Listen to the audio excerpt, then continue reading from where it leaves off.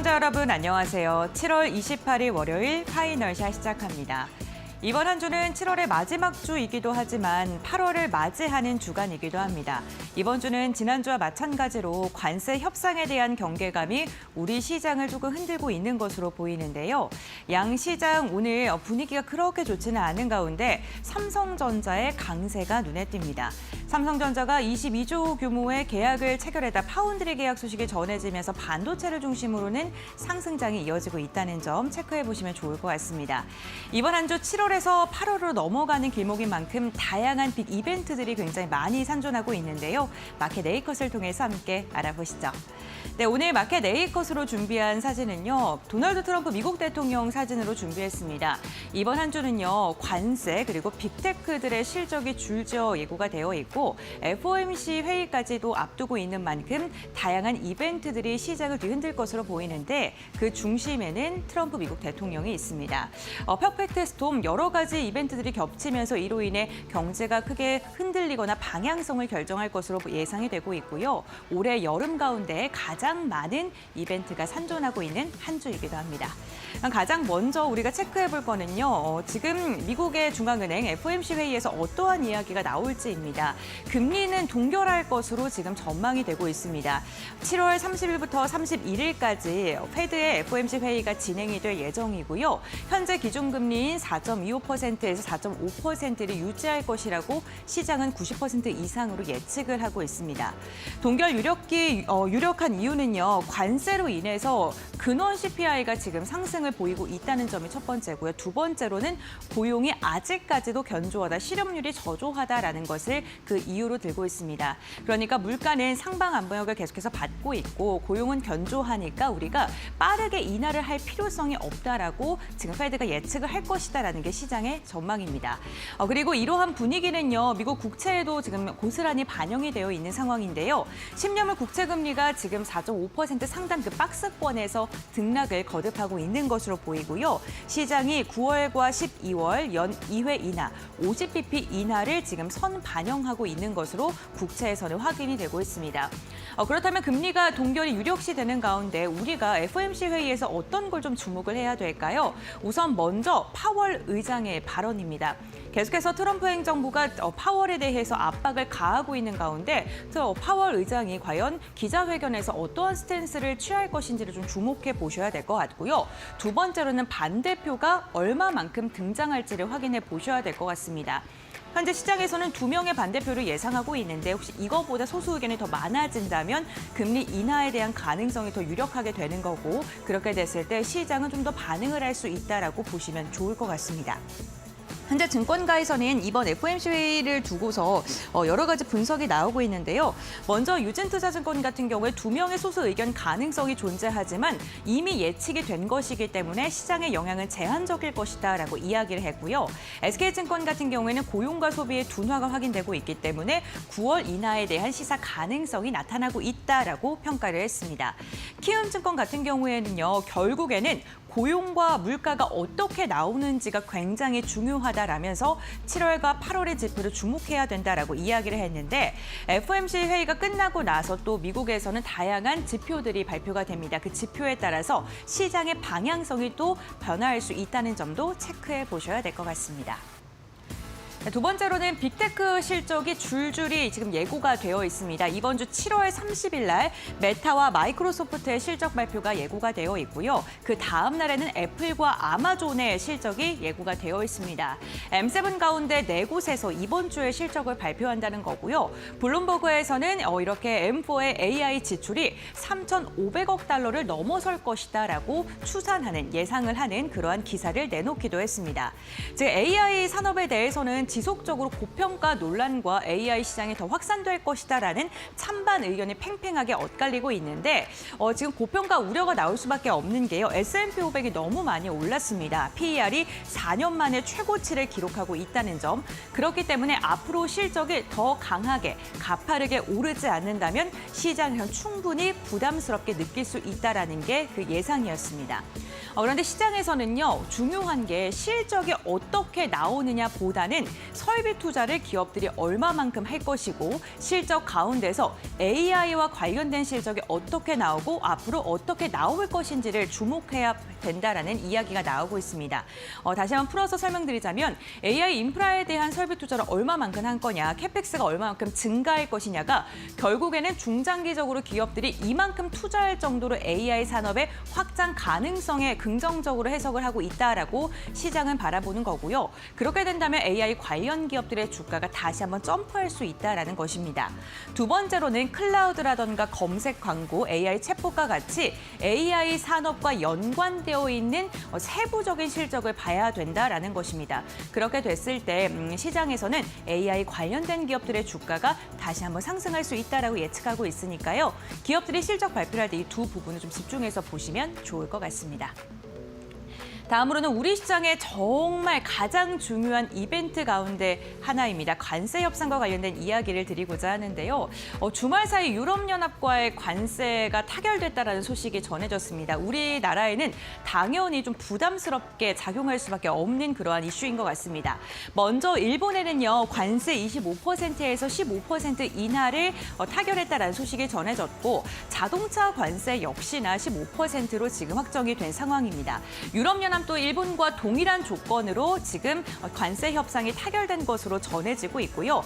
역시나 자동차 관세도 15%가 적용될 것으로 보입니다. 항공이나 부품과 같은 전략분품은요, 상호 무관세가 타결됐다고 하는데요. 그렇다면 일본과 유럽연합이 어떤 것을 미국에게 내어줬을까요? 일본 같은 경우에는 미국향으로 5,500억 달러, 우리 돈으로 760조가량의 투자를 할 것이다라는 소식이 전해지면서 미국산 쌀 수입을 받아들이고 또 방위 장비를 구매하겠다라는 그러한 소식이 전해졌습니다.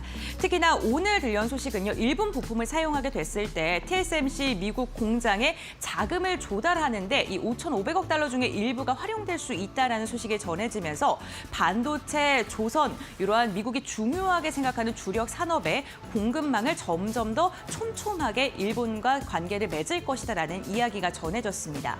유럽연합 같은 경우에도요, 미국산 에너지를 7,500억 달러 구매한다는 이야기가 나왔고요. 미국향에는 무려 6천억 달러를 투자할 예정이라고 합니다. 일본보다 더 큰 규모의 투자가 지금 예고가 되어 있고 일본과 동일한 관세가 적용된다는 점을 기억해 주시면 좋을 것 같습니다. 그렇다면 우리나라는 도대체 얼마만큼의 카드를 미국에 줘야 될까요? 지금 가파르게 한미 관세 협상의 시계는 흘러가고 있습니다. 트럼프가 지금 8월 1일까지 연장을 한 다음에 우리나라의 고위 관직들이 미국으로 많이 갔는데요. 지금 이렇다 할 성과를 도출하지 못하고 있습니다. 특히나 25일에는요. 경제부총리가 미국행으로 이제 몸을 실기 1시간 전에 지금 2+2에 대한 협력이 무산됐다라는 소식이 전해지기도 했었죠. 그런데 이번 31일 날 다시금 그 회담이 추진될 예정입니다. 구윤철 부총리와 조한 장관이 베선트 루비오 장관과 함께 미국에서 회동을 진행할 예정이라고 하는데요. 과연 이때 우리나라가 이번에는 명확한 관세에 대한 이야기를 내놓을 수 있을지 주목해 보셔야 될 것 같습니다.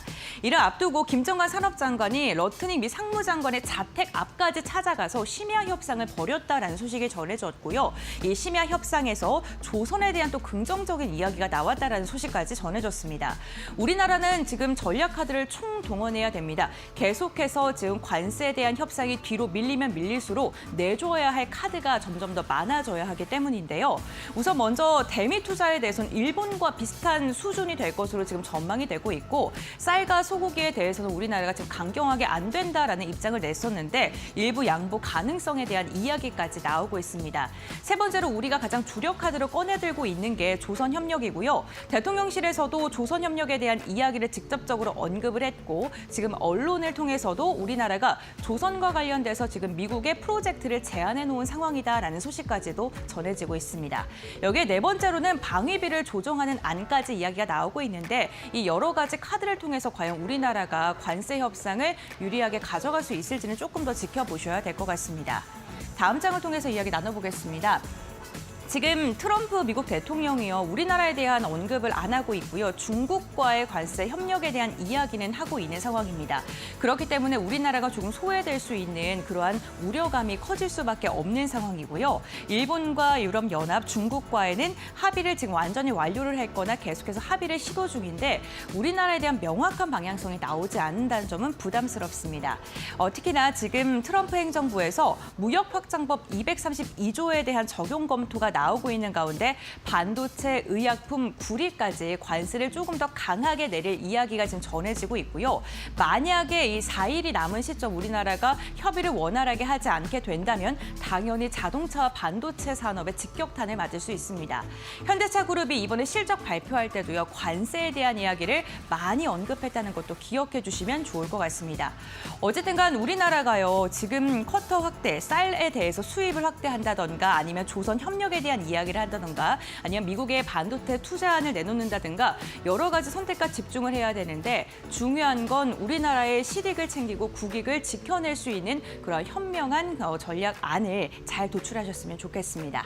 네, 이렇게 마켓 A컷 마무리하도록 하고요. 이 시간 우리 시장 어떻게 움직이고 있는지 알아보도록 하겠습니다. 김주영 아나운서가 전해드립니다. 네, 시장 2시 10분 구간 지나가고 있습니다. 시장 흐름 같이 한번 체크해 보시죠. 오늘 상승 출발했던 국내 증시 현재 구간에서는 혼조세 이어가고 있습니다. 간밤 미국과 또 유럽에서 관세 협상이 타결이 됐다라는 소식들 전해졌죠. 15%로 마무리가 됐는데요. 이에 따라서 한국에서도 한국과 미국 어떻게 마무리가 될지 좀 시장 주목하고 있는 모습이고요. 이런 불확실성이 시장의 변동성을 만들어내고 있습니다. 현재 구간 코스피는 강보합권, 코스닥은 약보합권에서 움직임 나오고 있는데요. 일중 흐름 통해서 좀 더 자세하게 체크해 보시죠. 코스피 먼저 확인해 보시면요. 오늘 코스피는 1%대 상승 탄력 받으면서 출발을 했습니다. 일중 고점이 3,228포인트였고요. 다만 이내 하락으로 좀 전환하는 모습들도 확인이 됐습니다. 오늘 일중 저점은 3,180포인트. 이내 보합권에서 등락을 좀 반복하는 모습이 연출되다가 현재 구간에서는 강보합으로 전환한 모습이고요. 오늘 삼성전자발 뉴스에 따라서 코스피 그래도 올라가 주려는 모습들 계속해서 포착되고 있습니다. 3,200선 위에서 움직이고 있다는 점 체크해 보시죠. 다음으로는 코스닥 확인해 보겠습니다. 네, 코스닥도 오늘 장 초반 상승 출발을 했습니다. 일중 고점이 811포인트였고요. 이내 약세를 지속하는 모습들 확인이 됐습니다. 일중 저점이 800포인트. 그래도 오늘 800포인트를 지지해 내주고 있다는 점은 좀 긍정적으로 볼 수 있을 것 같고요. 현재 구간에서는 0.36% 하락하면서 804포인트 선 지나가고 있다는 점 체크해 보시죠. 다음으로는 수급 상황 확인해 보겠습니다. 먼저 코스피부터 확인해 보시면요. 오늘 외국인과 기관 모두 순매수하고 있는 모습 확인되고 있습니다. 외국인과 기관 4거래일 연속 매수하면서 시장에서 대형주 중심으로 담아내고 있다는 점 체크가 되고 있고요. 다만 오늘 일중 흐름으로 봤을 때는 수급적인 변동성이 계속 나타나고 있습니다. 장 초반에 외국인들 매수에서 매도로 전환을 했었는데 한시를 기점으로 해서 다시 매수로 포지션 변경하는 모습 확인되고 있고요. 오늘 개인 같은 경우는 5천억 원 이상 팔아내면서 차익 실현 매물 출회되고 있다는 점 체크해 보시면 좋을 것 같습니다. 오늘 코스피는 조선과 전력을 중심으로 담아내고 있다는 점도 확인되고 있습니다. 다음 코스닥 수급 상황 확인해 보겠습니다. 네, 코스닥에서는 오늘 개인만이 순매수하고 있는 흐름들 확인되고 있습니다. 외국인과 기관이 오늘 팔아내면서 오늘 코스닥에서 하락하고 있는 종목들은 1,100개가 넘어가고 있는 모습 포착되고 있고요. 오늘 개인 같은 경우는 900억 원 이상 담아내고 있고 외국인은 270억 원 이상 팔아내고 기관도 560억 원 이상 매도하고 있는 흐름들 확인되고 있습니다. 다음으로는 시가총액 상위 종목들 확인해 보시죠. 먼저 코스피입니다. 오늘 반도체 투톱은 다른 불을 켜고 있습니다. 삼성전자가 이 테슬라와의 22조 원이 넘는 공급 계약 체결 소식이 전해지면서 급등 흐름을 이어가고 있고요. 현재 구간 5.7%대 강한 상승 탄력 받아가고 있습니다. SK 하이닉스는 반면에 오늘 하락세가 짙은 모습입니다. 1.6%대 하락세가 이어지고 있고요. 오늘 2차 전지도 전반적으로 분위기가 괜찮습니다. LG 에너지 솔루션 5%대 급등 흐름 이어가고 있고 삼성 바이오로직스 강보합권, 하나 에어로스페이스도 0.7%대 강세 흐름 이어가고 있습니다. 다음으로는 코스닥 시가총액 상위 종목들 체크해 보겠습니다. 네, 알테오젠 오늘도 조정 흐름이 이어지고 있습니다. 0.7%대 하락세 이어지고 있고요. 반면에 에코프로비엠과 에코프로 빨간불 켜내고 있습니다. 특히나 에코프로 같은 경우는 최근에 지주사 이야기도 붙으면서 1.9%대 강세 흐름 이어가고 있는 상황이고요. 펩트론 1.5%대, HLB 1.4%대 하락세가 이어지고 있습니다. 다음으로는 오늘 시장에서의 특징주들 체크해 보시죠. 네, 첫 번째로는 효성중공업입니다. 2분기 역대 최대 실적을 기록했다라는 소식들이 나오면서 오늘 52주 신고가를 경신해내기도 했는데요. 2분기 영업이익의 경우에는 160% 이상 상승했다라는 소식들 전해졌습니다. 특히나 2027년까지 실적 상향 구간에 진입했다라는 점 시장에서 긍정적으로 받아들이고 있는 모습이고요. 유안타증권에서는 122만 원에서 150만 원으로 목표 주가를 상향 조정하기도 했습니다. 오늘 장중에 20%대 급등하면서 135만 원 선 위로 올라가기도 했는데 현재 구간에서는 상승폭이 다소 축소되면서 14%대 강세 이어가고 있다는 점 체크해 보시면 될 것 같습니다. 다음 특징주 확인해 보시죠. 네, 다음 특징주는 TCC 스틸입니다. 미국 현지에서 생산하고 있다는 점이 부각되면서 오늘 기대감도 유입되고 있는 상황인데요. TCC 스틸 같은 경우는 1994년에 미국에서 합작사를 설립해서 현재 미국에서는 25만 톤가량의 이 강판을 생산하고 있습니다. 한국의 쿼터제가 적용이 되는 물량의 3배 정도에 달한다라는 이야기가 붙으면서 오늘 기대감 유입되고 있는 상황이고요. TCC 스틸 같은 경우는 장중에 18%대까지 급등했었는데 현재 구간은 11%대 강세 흐름 이어가고 있다는 점 확인해 보시죠. 마지막 특징주 열어보겠습니다. 네, 마지막 특징주는 사마 알루미늄입니다.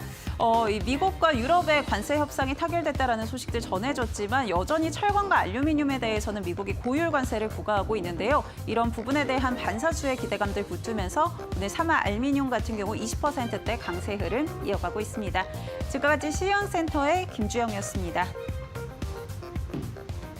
네, 마켓 웨이커 심층 분석 시간으로 이어가 보도록 하겠습니다. 오늘도 브리핑 시간을 통해서 전해드렸던 내용에 대해서 전문가의 시각에서 조금 더 자세히 이야기를 나눠보도록 할 텐데요. 오늘 다뤄야 될 이야기 참 많습니다. 헤르메스탁의 하창원 본부장과 함께 이야기 나눠보겠습니다. 안녕하세요. 네, 안녕하십니까. 네, 반갑습니다. 이번 주 FOMC 회의도 있고요. 빅테크들의 줄진 실적 발표, 여기에다 가장 중요한 게 관세, 무역 협상에 대한 이야기까지 좀 다뤄봐야 될 것 같은데 가장 먼저 중앙은행 기준금리에 대한 이야기 나눠보겠습니다. 30일과 31일 양일간에 거쳐서 FOMC 회의가 결정이 되고요. 이때 지금 금리 동결이 유력한 게 지금 시장에서의 해석입니다. 그렇다면 우리가 이 금리 동결이 이미 예상되어 있는 거니까 시장에 영향이 크진 않을 것 같거든요. 네. 어떤 부분을 저희가 주목해보면 좋을까요? 어쨌든 금리나 스탠스가 유지가 되는지 봐야 될 것 같고요. 그거를 파악하기 제일 좋은 게 이제 만장일치인지 아닌지. 네. 근데 아마 이미 시장에서는 만장일치가 될 수가 없다. 이렇게 예상을 하고 있는 것 같아요. 그래서 일부 의원들이 분명 금리 인하에 대한 얘기를 해줄 텐데 그 네. 이제 누가 투표했는지 막 나오잖아요. 그쵸, 그래서 그거 기반으로 이제 만약에 인하 쪽으로 좀 더 쏠리는 흐름들이 생기면 이전보다 금리 인하 확률이 높아질 거고요. 그러면 이제 9월부터 이제 관련된 모멘텀이 좀 굉장히 크게 확대가 되겠죠. 그리고 이미 좀 수급적인 부분이나 뭐 10년물, 20년물, 30년물 국채 입찰에 대한 보고서를 직접 보시면은 이전에는 불과 이제 한 3개월 전만 하더라도 하이힐드에서 체결되는 양이 매우 높았어요. 그러니까 네. 그만큼 쿠폰에 대한 할인율을 좀 높게 해야지만 채권이 팔렸는데 요즘에는 좀 분위기가 바뀌었거든요. 그래서 하이힐드에서 체결되는 양이 좀 줄었고 이전보다 확실히 국채에 대한 수요가 많이 늘어나고 있어요. 그리고 뭐 TLT라든지 이런 쪽에 대한 수급도 굉장히 크게 늘어나고 있는 상황이거든요. 그래서 그런 것들을 보면 이미 시장은 금리가 인하가 되는 쪽으로 좀 방향성을 잡고 어느 정도 투기성 매물들도 좀 들어가기 시작했다라고 보시면 됩니다. 그래서 이제 그런 내용들이 좀 중요할 것 같고요. 아무래도 물가 지표에 대한 얘기들이 나올 수밖에 없는 상황이죠. 근데 사실 지금 경제 지표로만 놓고 보면은 되게 애매해요. 어떤 게 애매해요?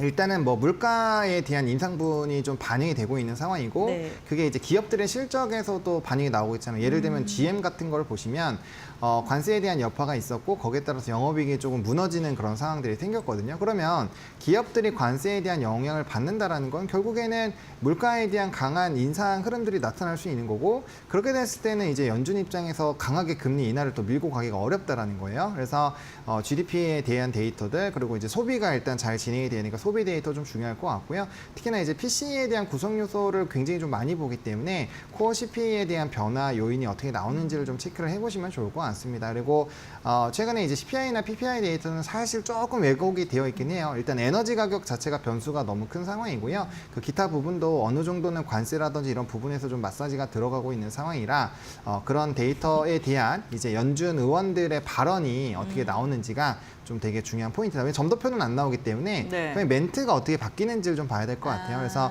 기존 회의록과 비교했을 때 멘트가 어떻게 바뀌었는지, 그리고 이제 인하에 찬성하는 사람이 몇 명이나 더 늘었는지 그런 내용들을 좀 체크를 해봐야 되지 않나 생각하고 있습니다. 네, 알겠습니다. 뭐 금리 동결은 유력시 되고 있기 때문에 의원들이 어떻게 발언을 하는지에 대한 그 스탠스를 좀 봐야 된다라고 이야기를 해주셨고요. 지금 미국 관세 협상에 대한 이야기가 사실 제일 중요한 이슈이기 때문에 이에 대해서도 이야기를 좀 집중적으로 해봐야 될 것 같은데, 유럽연합이 관세 협상 타결 소식 전해졌고요. 일본과 동일한 수준으로 지금 알려져 있는 상황입니다. 이번에 관세 협상을 보고 우리가 좀 얻을 힌트는 어떤 게 있을지 궁금합니다. 일단 15%가 안 되면 큰일 난다. 네, 그게 네. 힌트죠. 네, 그게 일단 힌트고, 그다음에 이제 미국이 유럽과 이제 일본과 얘기를 할 때 제가 중요하게 봤던 건 자동차를 결국은 똑같이 유지를 해주느냐. 맞아요, 네. 이게 중요했던 부분인데 그게 이제 오케이가 났어요. 그러면 어쨌든 간에 좀 주요국들이잖아요. 주요국들이고 또 각각의 국가에서 필요한 것들, 특히나 이제 대미 투자를 어마무시하게 받아냈다라는 그러니까요. 거예요. 그래서 우리나라도 좀 비슷하게 진행이 되지 않을까라고 보고 있는데, 근데 이게 재밌는 게 결과값이 나오고 나서 이제 각각의 나라들이 반응이 다르죠. 미국이 주장하는 바와 맞아요. 유럽과 네. 일본이 주장하는 바가 달라요. 그래서 아마 진행을 하게 되더라도 우리나라도 좀 생각보다 이렇게까지 많이 해준다고? 차라리 관세를 받자, 이런 얘기가 나올 수가 있는데 그건 말도 안 되는 얘기입니다. 왜냐하면 시장이 한번 시장 점유율을 뺏기면 다시 돌아오기가 힘들어요. 그러니까 이제 잠깐의 그런 위협을 피하고자 더 큰 시장을 놓칠 수 있기 때문에 일단 관세 협상이 진행이 돼야 되는 방향으로 보시면 될 것 같고, 아마 좀 많은 투자들이 진행이 될 것 같아요. 그래서 오늘도 뭐 미트박스라든지 뭐 알래스카 관련된 종목군들이 장중 급등이 나왔는데 그런 내용들은 이제 우리가 미국에게 어떤 좀 혜택을 주는 내용이잖아요. 조선도 마찬가지고요. 그래서 그런 쪽에 대한 옥석 가리기를 좀 해놓을 필요가 있을 것 같고, 기존에 이제 트럼프 대통령이 당선된 이후에 미국이 우리나라한테 어떠한 요구들을 계속 했었는지를 잘 체크를 해보는 게 중요할 것 같아요. 그리고 전반적으로 다른 쪽에서는 좀 유하게 넘어가고 있는데, 결국에는 중국을 포함한 중국에서 우회 수출하는 것들은 최소 40% 관세를 좀 매기고 있는 흐름이거든요. 그래서 이제 그쪽과 연결고리가 좀 높은 산업군들은 아무래도 좀 위험할 수밖에 없다. 그래서 뭐 정부가 당연히 열심히 하겠죠. 열심히 할 거고 거기에 따른 데이터가 나오겠지만, 어쨌든 지금 기준점은 그렇게 두 가지 부분으로 잡아보시면 좀 편하지 않을까 생각합니다. 네, 알겠습니다. 우선 자동차 관세가 어떻게 나올지가 좀 주요 키포인트일 것 같은데, 일단은 유럽연합과 일본은 동일하게 한 15% 선으로 지금 결정이 된 상황인데요. 다만 이게 협상이 되더라도 노이즈가 계속 있을 것 같긴 합니다. 지금 일본 측에서도 세부안에 대해서는 미국과 좀 다른 주장을 펼치고 있기 때문에 우리나라 좀 명확하게 이번에 좀 관세 협상 잘 했으면 좋겠는데, 31일 날 예정이 되어 있어요. 8월 1일이 결정일인데 딱 하루 남기고 이제 협상이 들어갈 것으로 보이는데, 협상 카드가 완전 총동원될 것이다라는 이야기가 나오고 있고, 특히나 지금 조선 측에 대해서는 정부가 좀 많은 것을 줄 것으로 예상이 되고 있거든요. 조선 관련된 기업들 지금 반응도 괜찮고 분위기도 괜찮은데 좀 과하게 좀 주가가 반영이 된 건 아닐까라는 생각도 들고요. 어떻게 보세요? 일단 저는 이게 조선이 네. 그렇게 이제 말씀을 해주실 수 있는 게 좀 전망이 엇갈리더라고요. 피크아웃이 이제 28년도부터 확실하게 온다라는 네. 게 있고, 아니다, 괜찮을 거다, 이렇게 보는 뷰가 있는데, 저는 개인적으로 후자입니다. 더 네. 갈 거라 보세요? 네, 저는 그렇게 생각을 하고 있고요. 그 부분은 사실 미국이 없더라도 이제 국제 해사기구에서 계속적인 환경 그 규제를 강화를 하고 있는 상황이에요. 그래서 사실 지금 LNG 컨테이너선 같은 경우는 전체 배가 떠 있는 거에서 25%는 교환을 해야 돼요. 그럼 그거 수주만 들어와도 사실 먹거리가 굉장히 큰데, 알래스카 프로젝트를 하고 이제 미국은 미국 내에서 생산한 그 조선을 바탕으로 에너지 수출을 하길 원하잖아요. 그렇죠. 그럼 향후 늘어날 수 있는 그 물량이 저는 어마무시하게 늘어나야 된다고 보고 있거든요. 그러면 그런 것들이 됐을 때 건조로 넘어가면 이제 우리나라 아니면 중국인데 미국이 중국한테 물량을 줄 리는 없잖아요. 그럼 미국으로 통해서 발생할 수 있는 거의 대부분의 수준은 우리나라가 들고 간다라고 보면 될 것 같고요. 거기다 플러스 알파로 아까 말씀드렸던 이제 MRO 쪽에서 이거 IMO에서 얘기하는 그 황산화물 규제부터 시작해서 그런 것들이 계속적으로 좀 교체 주기에 대한 수요가 나타날 수밖에 없습니다. 그래서 전 세계적인 글로벌 수준은 줄어들고 있지만 결국엔 그 총량, 우리나라가 받을 수 있는 총량은 늘어나는 방향으로 생각을 해보시는 게 좋을 것 같고요. 그다음 뭐 일본 쪽에서는 이제 군함 쪽은 좀 영향이 있을 수가 있어요. 그래서 오늘 MRO 쪽에서는 뭐 HJ중공업이나 하나오션이 좀 급등이 나오긴 했습니다만 아마 이제 구체적인 연속성이 나오려면은 실질적으로 받는 내용이 나와야 될 것 같아요. 왜냐하면 군함은 일본도 굉장히 잘 만들기 때문에 네. 다른 쪽 뭐 LNG선이나 컨테이너선은 일본이 상대가 안 되는데 군함은 되거든요. 그래서 그건 좀 가려서 보셔야 될 것 같고요. 그래서 저는 이 조선업을 보실 때는 건조를 일단 기본 베이스로 보시는 게 맞다. 그렇게 본다라고 한다면 이제 HD 한국조선이랑 HD그룹이 아무래도 유리할 수밖에 없는 상황이고요. 그다음에 이제 조선 쪽이 좋으면 엔진 쪽을 같이 보셔야 돼요. 엔진이 2006년, 7년, 8년, 9년, 10년 이거 같이 보시면 조선업보다 사실 프리미엄을 훨씬 더 많이 받았습니다. 그래서 같은 PER을 받더라도 이제 엔진 쪽에 훨씬 더 프리미엄을 받는 구조 그리고 중국한테조차도 우리나라가 주는 입장이에요. 네. 엔진은. 그래서 압도적인 키워드가 있어서 일단 HD그룹 쪽에서는 HD한국조선이랑 플러스 알파로 이제 엔진 쪽은 몇 개 없으니까 같이 좀 보시면 도움이 되지 않을까 생각합니다. 네, 알겠습니다. 건조를 좀 집중적으로 산업을 하는 그런 조선 업종을 봐야 된다라고 이야기를 해주셨고, 지금 마스가 프로젝트라고 해서 산업장관이 또 미국 그 러트니가 자택까지 가가지고 패널을 들고 좀 설명을 했다 이런 이야기가 나올 정도로 지금 미국이 우리나라에 대한 조선 관심 그리고 우리나라가 밀고 있는 것도 굉장히 크다라는 것도 좀 기억해 주시면 좋을 것 같아요.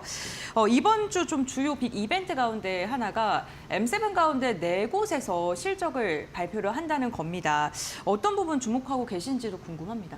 일단은 뭐 다 중요해요. 그래서 네. 이번 주가 사실 실적에서는 굉장히 좀 중요한 한 주가 될 것 네. 같고요. 중요한 건 이제 가이던스가 중요하겠죠. 가이던스. 네, 가이던스가 어떻게 나오는지 이게 실적이 미스가 되면은 주가가 떨어지긴 하는데 예를 들면 이거예요. 테슬라 같은 경우 실적이 매우 안 좋았죠. 네. 원래는 테슬라가 실적 발표 이후에 그렇게 나오면 주가가 거의 박살 나거든요. 근데 주가가 안 빠진 이유는 이 로보택시에 대한 기대감이 높았던 부분이고 근데 이제 그 이후에 컨코를 할 때 이제 거기서 좀 약간 문제가 있는 듯 얘기해서 좀 주가가 밀렸거든요. 그래서 이번에도 마찬가지예요. 일단 기본적으로 실적이 잘 나와야 되고요. 실적이 만약에 잘 안 나오면 가이던스로 충분히 커버가 가능합니다. 그래서 그거 보셔야 될 것 같고 그다음에 이제 기술주들에 대한 기대감이 굉장히 높아요. 현재 뭐 미국에서 유명한 투자 IB 쪽에서는 대부분 이제 지수가 좀 비싸다 이런 얘기들이 나오고 있는 네, 상황인데 맞습니다. 그래서 이 M7 종목군들이 실적이 잘 나오지 않고 가이던스가 부족하면은 그쪽 관련된 부분 좀 좋지 않을 수가 있어요. 그래서 그거 좀 고민을 해보시면 좋을 것 같고 다만 9월부터 금리 인하 시그널이 나올 수가 있어서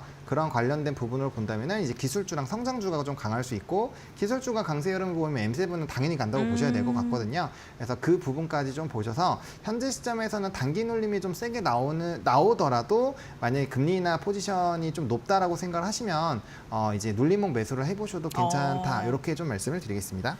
네, 알겠습니다. 이 반도체 기술주 얘기하니까요. 오늘 우리나라에도 굉장히 큰 호재가 전해졌습니다. 삼성전자가 22조 규모의 파운드리 수주 계약을 따내었다. 근데 또 블룸버그 측에 의하면 이 기업이 테슬라이다라는 이야기까지 지금 전해져 있는 상황인데 파운드리가 사실 좀 아픈 손가락 같은 거였잖아요. 그렇죠. 네. 네. 네, 이번 계약으로 좀 효자 산업이 될 수 있을지 궁금하고요. 삼성전자 앞으로 얼마까지 보시는지도 궁금합니다. 일단은 저는 이제 원래는 우리가 기존에 오픈되어 네. 있었던 내용으로 보면은 68,000원, 69,000원이 한계라고 생각을 했습니다. 네. 근데 이제 파운드리 이슈가 생겼기 때문에 7만 한 1,000원, 2,000원까지는 좀 상방이 열릴 것 같고요. 그리고 이제 HBM4까지 붙으면 이제 75,000원도 단기적으로 좀 트라이 해볼 수가 있겠죠. 근데 그 정도고 분명 이제 애널리스트들은 분명 좋은 얘기를 할 겁니다. 이게 좀 재밌는 게 그렇게 주가 떨어질 땐 부정적으로 얘기하다가 상황 바뀌면 이게 딱 바뀌거든요. 그래서 네. 그거는 좀 잘 생각을 해보셔야 될 것 같고요. 파운드리에 대한 전반적인 턴어라운드에 대한 기대감이 있다라고 보시면 될 것 같고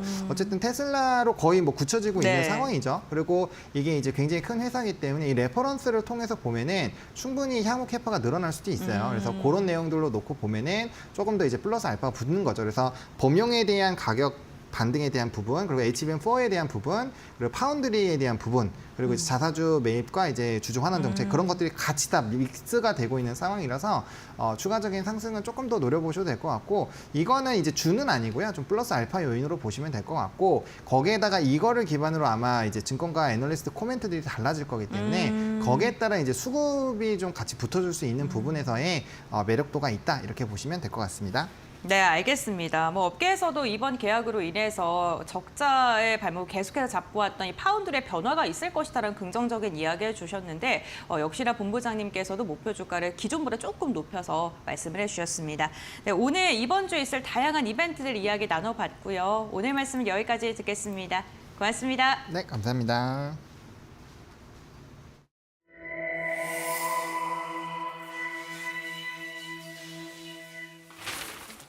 경제의 흐름을 켜는 스위치 온앤 오프. 오늘은 일자리의 균형 스위치를 켜봅니다. 지금 노동시장의 스위치는 오프.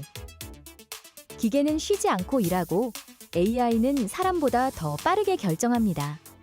기술이 사람을 대신하는 시대.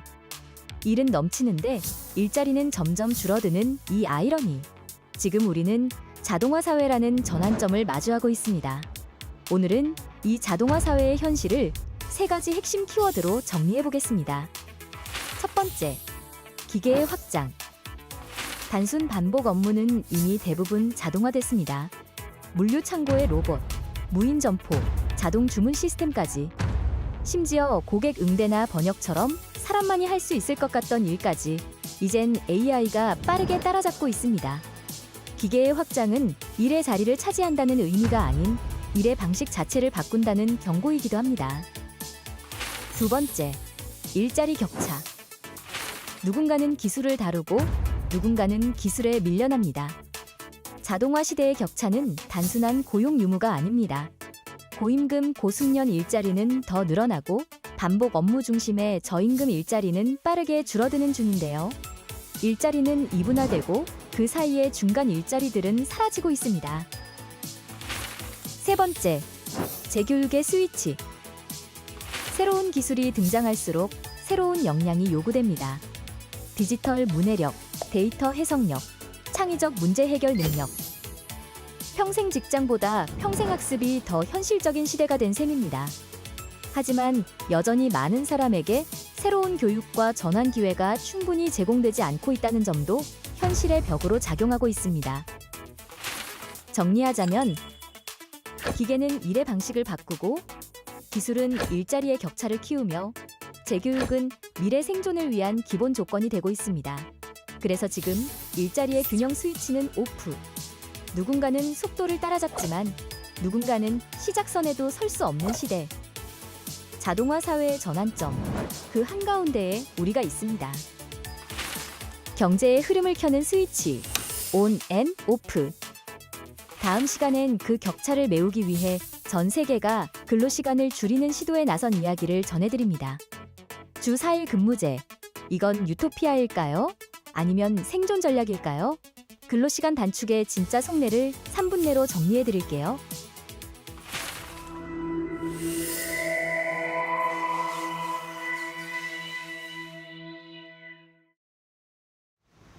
네, 시청자 여러분 안녕하십니까? 신민영입니다. 월요일 오후 파이널샷 함께하고 계십니다.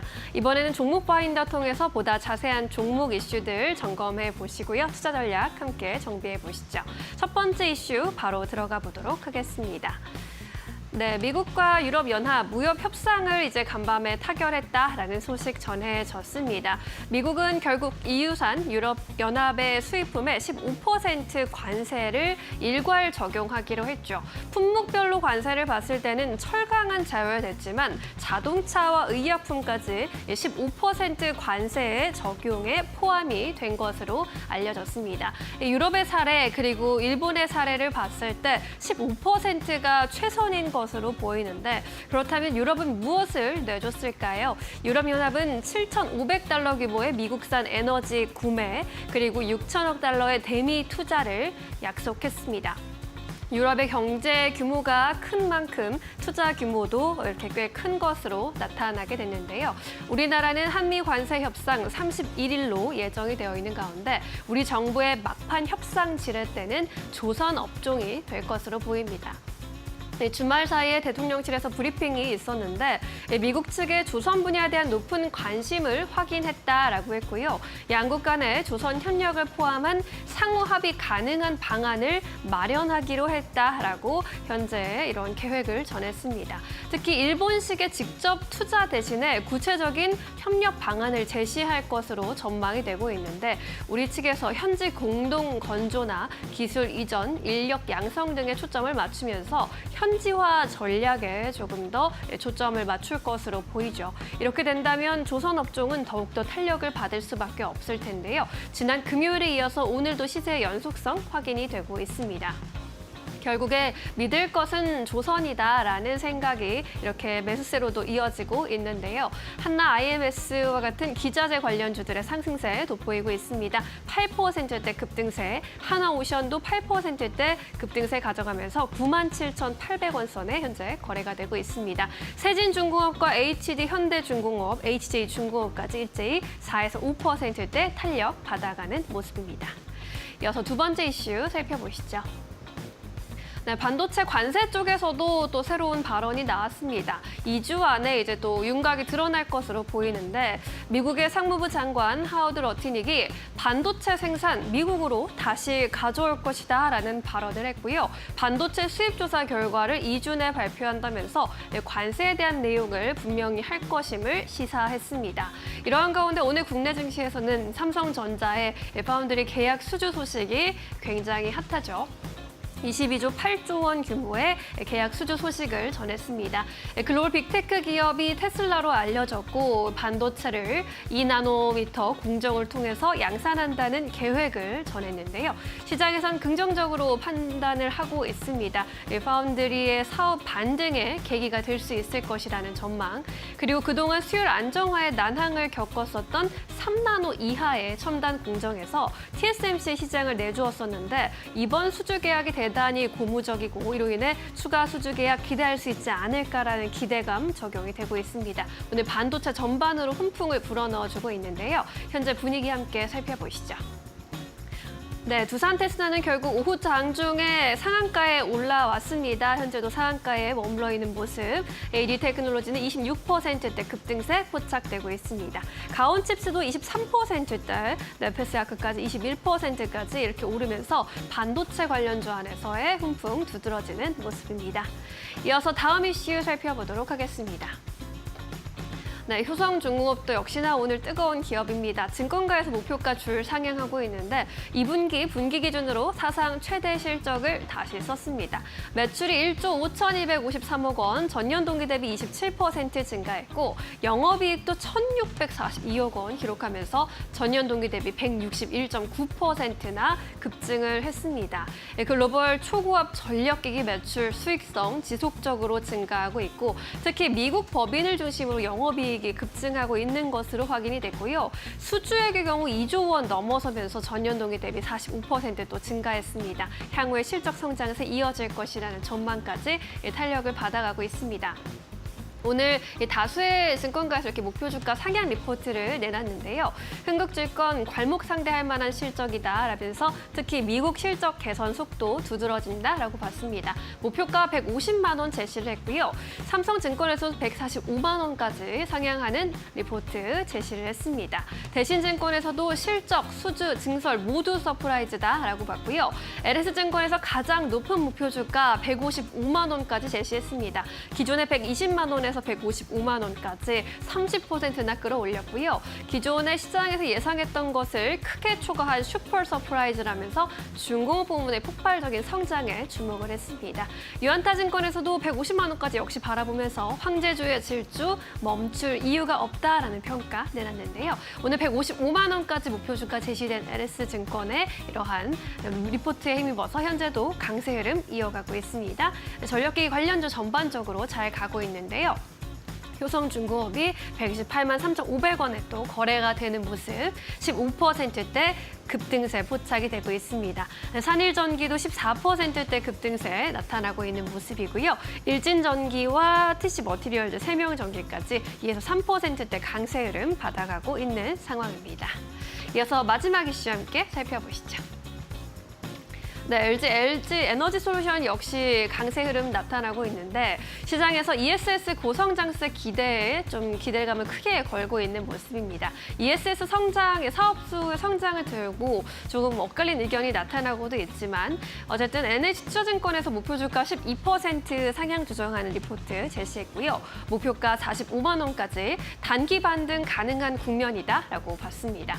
북미 등의 글로벌 ESS 수요로 고성장세 전망 했고요. 다른 증권사들도 이 ESS 수요 증가를 긍정적으로 바라보면서 목표가 40만 원대 후반에서 50만 원대 초반까지도 제시하기도 했습니다. 하지만 ESS 성장이 비중 측면에서 봤을 때 전기차, EV 수요 부진을 상쇄하기엔 아직 부족하다라는 전망도 함께 내놨고 올해 10월부터 미국에서 EV 부진이 본격화될 것으로 보이기 때문에 단기적인 반등에 그칠 수 있다라는 전망을 함께 제시하기도 했습니다. 그리고 수많은 목표 주가 상향 리포트 속에서도 또 한국투자증권에서는 투자 의견 중립을 유지했는데 이 ESS는 조연이고 EV 주연이 보고 싶다라는 의견을 제시했습니다.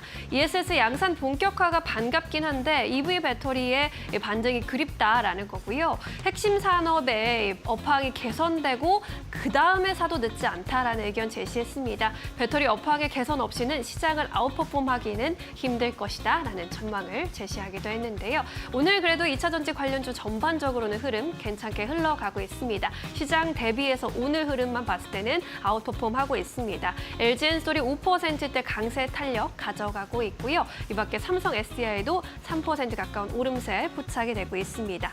LG화학과 에코프로, 포스코, 퓨처엠까지 1에서 2%대 강세 탄력 나타나고 있는 상황입니다.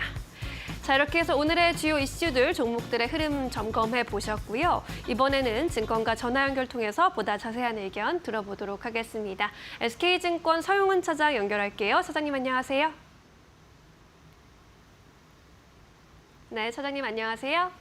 네, 안녕하세요. 네, 오늘의 특징주들 함께 점검해 보고 있습니다. 어떤 종목 주목해 보셨을까요?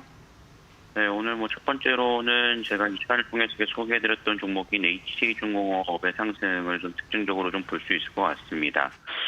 지금 현재 유럽과 EU와도 미국 간의 협상이 완료가 된 상태에서 이제 우리나라의 협상을 앞두고 있는 상황 속에서 결국 한국에서의 협상 카드로서 내놓을 가능성이 높은 것이 조선이다라는 얘기가 나오면서 거기에 따라 좀 강한 상승세가 이어지고 있는 상황이라고 좀 볼 수 있겠습니다. 특히나 좀 조선 업종에서도 MRO 사업을 중점적으로 하는 기업들을 중심으로 해서 강한 상승세가 이어지고 있다라고 좀 판단을 할 수 있을 것 같고요. 거기에 따라 HC중공업과 하나오션이 좀 강한 매수세가 좀 들어오고 있고 HC중공업 같은 경우는 박스권에서 기관 매수세가 상당히 좀 강하게 들어왔기 때문에 오늘 이슈에 따라서 강하게 상승하는 모습들이 이어졌다라는 것이 특징이라고 좀 볼 수 있겠습니다. 두 번째로는 두산 테스나에 대해서 좀 말씀을 드릴 수 있을 텐데요.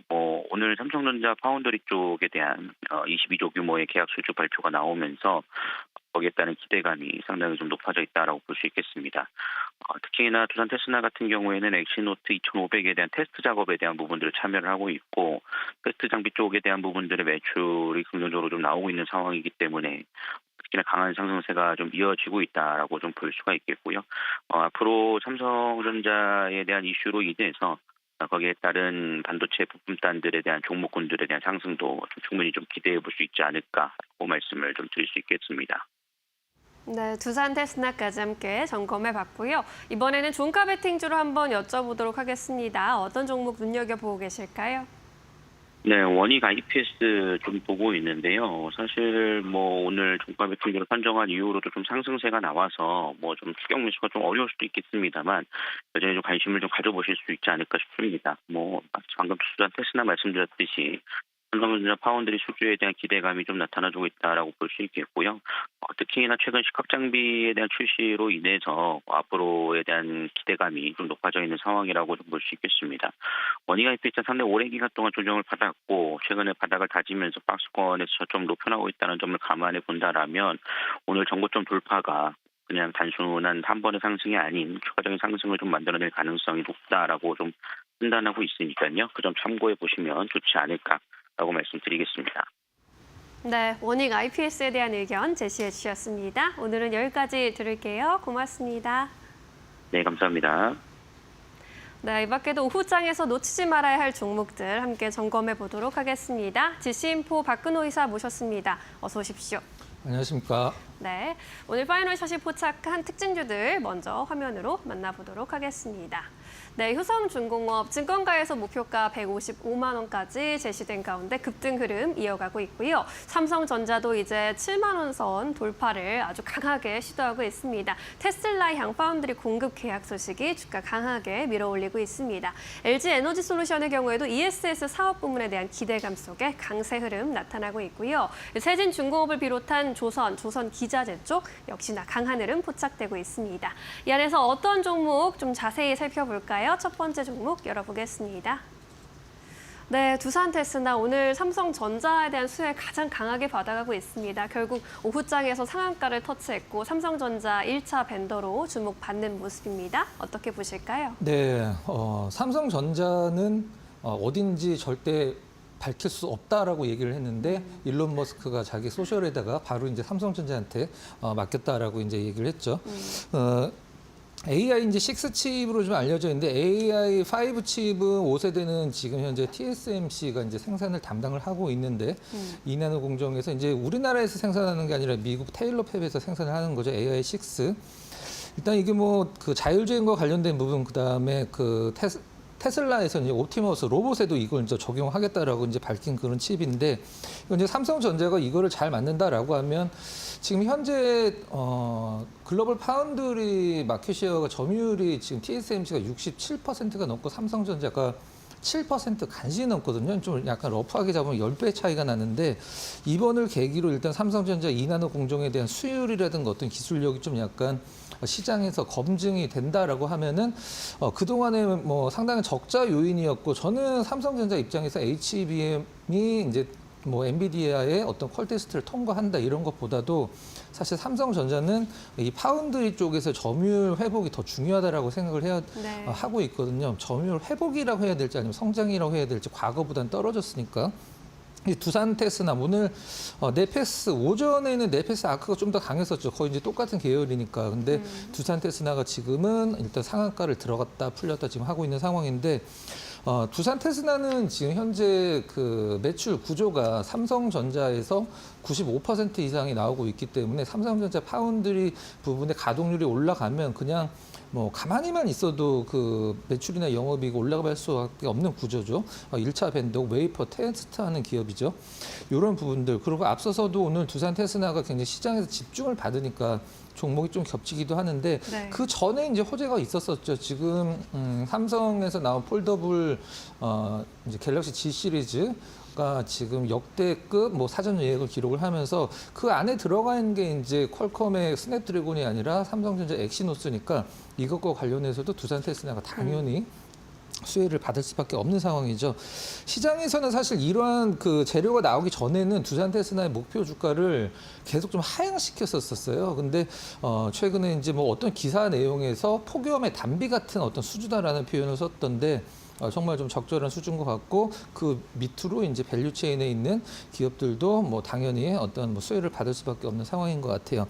최근에 매출은 사실 줄지는 않았는데 영업이익이 좀 약간 계속 감소세를 보여주고 있고 몇 년 전보다는 지금 반토막도 더 나 있는 상황이기 때문에 이러한 어떤 재료로 인해서 뭐 삼성전자를 뿐만이 아니라 선두를 해서 밑에 이제 그 장비라든가 소재 기업들이 좀 좋은 어떤 주가 흐름 좀 보여줬으면 좋겠습니다. 차트랑 그 수급 한번 잠깐 좀 보도록 하겠습니다.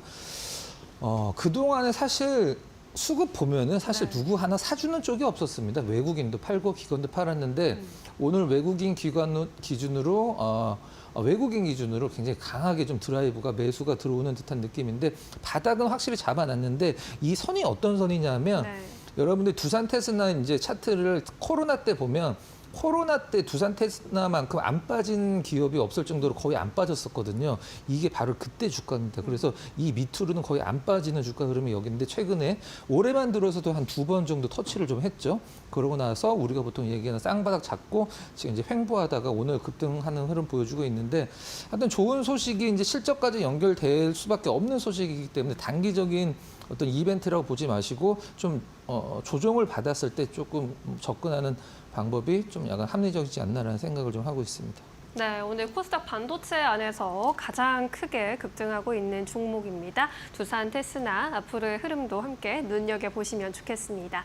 자, 이렇게 오늘의 첫 번째 특징주 만나봤고요. 두 번째 특징주 살펴보겠습니다. 호텔신라의 경우에는 실적 쇼크가 나왔습니다. 삼성전자는 급등인데 오늘 이 종목은 8% 가까이 급락을 하고 있습니다. 장중에 46,800원까지 저점 낮추기도 했는데요. 좀 걱정해야 될까요? 어떻게 보실까요? 네, 삼성의 이제 남매를 대표하는 두 회사가 오늘 좀 약간 엇갈린 흐름을 좀 보여주고 있는데 네. 그러니까 이렇게 보시면 될 것 같아요. 어떤 기업의 실적이 좀 약간 안 좋았다, 뭐 시장 기대치보다 좀 덜 나왔다. 그래서 주가가 떨어질 수 있습니다. 그건 뭐 어떤 기업도 그런 걸 보여주죠. 엔비디아도 그런 걸 보여주니까 시장 기대치보다 좀 덜 나오면. 근데 가장 중요한 건 그게 이제 일회성이냐, 아니면은 뭐 다시 좋아질 수 있는 것이냐, 뭐 아니면 연속적인 것이냐, 그게 가장 중요한데. 지금 면세점 부분에서 롯데 쇼핑도 지금 뭐 계속적으로 좀 밀리고 있는 상황이죠. 근데 호텔신라는 그나마 잘 버티다가 오늘 급락이 나왔는데 일단 실적을 한번 좀 체크를 해보도록 하겠습니다.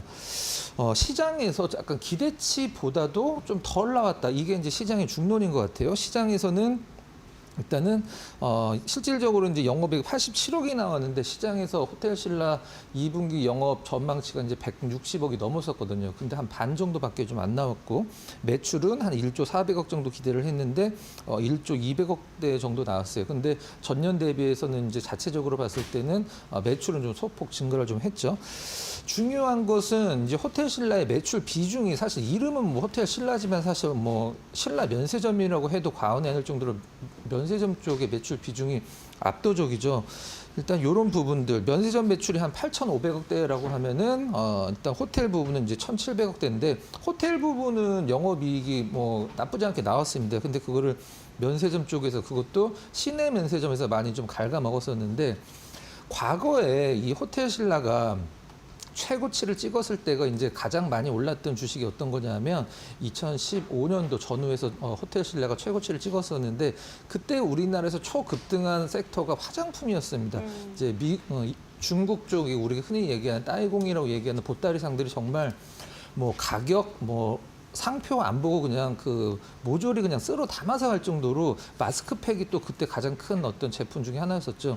그 이후에 이제 최근에 롯데 면세점은 따이공 수수료를 이제 끊어냈죠. 우리 수수료를 주질 않겠다. 우리나라 전체 면세점이 중국 따이공들한테 1년에 제공하는 수수료가 몇 조 원대죠. 근데 그걸 이제 롯데 면세점에 먼저 매출이 줄어들더라도 우리는 이거를 이제 주지 않겠다라고 얘기를 했는데 사실 지금 현재 외국인들이 그 사실 면세점에서 파는 화장품들은 좀 약간 비싼 것들 위주거든요. 근데 면세점에서 굳이 뭐 화장품을 사지 않아도 될 정도로 이제 각국의 중국만 보더라도 이제 유통 채널이 굉장히 잘 갖춰져 있고 우리나라 오면은 제일 처음에 들리는 게 이제 올리브영을 가장 먼저 들린다고 할 정도로 이 면세점 쪽의 화장품이 다시 아까 말씀드렸던 일회성으로 이제 면세점이 이게 그 실적이 덜 나온 거냐라고 했을 때는 제가 봤을 때는 아닙니다. 이제 구조적인 문제가 이제 문제라기보다는 이게 트렌드가 바뀐 거죠. 그래서 이 면세점과 관련돼서는 사실 실적을 좀 기대하기 힘든데 다만 좀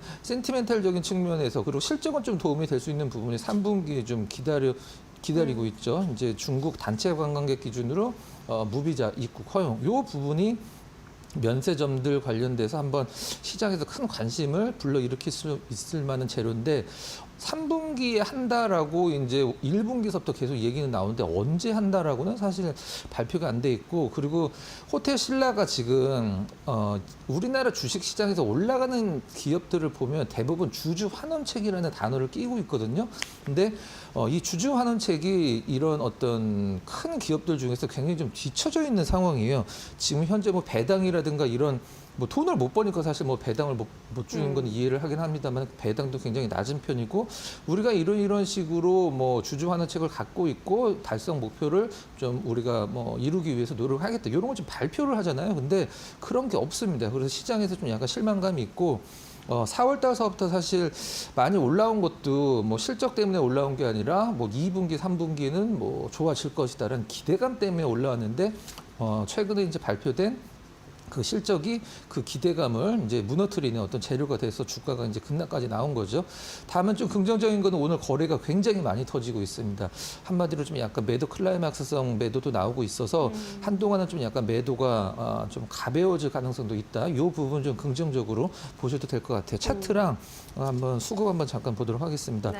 오늘 그나마 기관은 그동안은 이제 사는 것처럼 보였었는데 파란색서 오늘 팔고 있죠. 매수해서 매도로 전환됐고 외국인들은 팔고 있던 거 그냥 이참에 좀 더 팔자. 약간 이런 느낌으로 계속 팔고 있습니다. 급락 나오고 있는데 지금 현재 한 뭐 8%, 9% 정도 하락세인데 앞서서 이제 말씀드렸듯이 거래가 큰 폭의 상승세 나왔었던 거래랑 못지않은 거래가 오늘 나오고 있거든요. 한마디로 단기적으로 나올 매도는 오늘 다 나오는 듯한 느낌입니다. 이렇게 체크를 하시면서 급락했다라고 해서 저점 매수를 생각하지 마시고 일단은 뭐 롯데쇼핑이나 이런 기업들이 반등을 같이 주는지를 확인을 하고 호텔시를 보시면 될 것 같습니다. 지금으로서 이제 무너진 업황이 좀 회복될 수 있기를 면세점 쪽에 회복을 기대해 보는 것이 중요할 것 같습니다. 호텔신라 점검을 해봤고요. 이번에는 오늘의 포착 종목 여쭤보도록 하겠습니다. 월요일인데요. 어떤 종목 가지고 오셨습니까? LS 에코에너지 한번 좀 준비를 했습니다. 종목도 오늘 잘 가요. 네. 그동안의 전력주 중에서는 사실 오늘은 나쁘진 않은데 전력주들 중에서는 상당히 좀 안 가는 종목 중에 하나죠. 이제 과거 종목명이 이제 LS 전선 아시아라고는 기업인데 이름을 좀 바꿨죠. 이 부분 한번 좀 체크를 해보도록 하겠습니다. 그냥 베트남을 위해서 LS 전선이 만든 자회사다 이렇게 보시면 가장 좀 쉬울 것 같아요. 네. 이 기업이 근데 본론적으로 들어가기 전에 하나 좀 아쉬운 게 뭐냐면 과거에 테마주로 너무 많이 움직임을 받았기 때문에 시장에서 좀 약간 뭐라 그래야 될까요? 이 테마주 성격의 종목이다라는 어떤 그 주어글씨가 좀 써져 있는 것 같아요. 예전에 초전도체 막 시장에서 관심이 있었을 때 이 LS 에코 에너지도 그 초전도체 관련주로 인해서 시장에서 상당한 퍼포먼스를 냈었는데 테마주라는 어떤 누명이 쓰이면 사실 실적이나 이런 게 잘 나와도 시장에서 잘 신경을 안 쓰거든요. 근데 좀 실적을 좀 봐야 될 때가 되지 않았나라는 생각을 좀 하고 있습니다. 네. 실적은 너무 좋습니다. 굉장히 좋아요. 일단 상반기 기준으로 일단 영업이익이 거의 400억 가까이 389억이 나왔는데 전년 대비해서도 뭐 거의 50% 이상 성장을 한 그 전전년 대비해서 전년도 굉장히 성장했었거든요. 오늘 더 성장을 했는데 사실 올해 한 4월 달서부터 주가 흐름이 거의 미미할 정도로 주주분들은 굉장히 좀 약간 섭섭한 주가 흐름을 좀 보여줬었죠. 네. 일단 베트남이 2030년도까지 일단은 굉장히 좀 20조 원을 투자를 해서 전력 설비를 확충을 할 건데 이 베트남에서 이 전선의 80%를 이 LS 에코에너지가 담당을 하고 있거든요. 이 부분 그냥 뭐 베트남이 일단 어떤 뭐 도시화를 조금 더 좀 넓히고 그다음에 전력 설비를 굉장히 강하게 어떤 큰 돈을 들여서 깔고 있는 상황에서 LS 에코에너지가 실적에 관련돼서는 뭐 사실 걱정할 필요가 없을 것 같습니다. 그 부분 그다음 베트남에서만 사업을 하나요? 아니죠. 일단 뭐 유럽이랑 뭐 미국도 많이 진출을 하고 있는데 일단 뭐 덴마크에 이제 작년 얘기인데 4천만 달러 이제 캡을 공급을 했고 미국 쪽도 많이 진출을 하고 있는데 미국은 우리가 보통 뭐 인터넷선이라고 얘기하는 랜선 있죠. 그거를 LS 에코에너지가 상당 부분 수출을 좀 많이 하고 있는 그런 상황이니까 일단 실적만 봤을 때는 사실 걱정을 안 해도 되는데 다른 어떤 전력 기기 전선 관련주들 대비해서는 주가 흐름이 너무 안 나와서 앞쪽에 먼저 갔었던 전력기기 업체들이 종목들이 특별히 빠지지만 않는다라고 하면 이 LS 에코에너지가 좀 약간 눈높이를 맞춰줄 가능성 상당히 높다라고 보고 있거든요. 일단 수급이랑 그다음에 가격 전략 드리도록 하겠습니다. 네. 오늘 일단 뭐 기관이나 외국인 수급이 딱히 좋아 보이진 않는데 오늘만 봤을 때는 동시 순매수를 보여주고 있어요. 수급이 상당히 많이 좋아지고 있는 상황이고 이 앞전의 차트가 보이지는 않는데 과거 이제 초전도체 가지고 막 상한가 가고 뭐 급락 나오고 이랬을 때 차트가 굉장히 좀 지저분한데 그건 좀 잊으시는 게 나을 것 같고 지금 이제 실적주로 보시는 게 뭐 합리적인 선택이라고 생각을 하고 있고요. 일단 목표 가격 같은 네. 경우는 이제 매수가는 지금 38,000원 초반대로 좀 떨어졌는데 처음에 이제 원고 쓸 때보다 좀 약간 떨어졌어요. 일단 39,000원 이하면 특별히 문제가 없다. 이렇게 좀 말씀을 드리고 목표 가격은 5만 원 정도 잡아보도록 하겠습니다. 그리고 손절 가격은 34,000원 정도를 제시를 해드리도록 하겠습니다. 네, 이제 좀 탄탄한 실적을 가진 기업으로 바라볼 수 있겠다. 다른 전력기기들과의 이제 키 맞추기로 얼마나 상승할 수 있을지 한번 주시해 보도록 하겠습니다. 목표 주가 5만 원으로 제시해 주셨고요. 오늘은 여기까지 이야기 드릴게요. 자세한 설명 고맙습니다.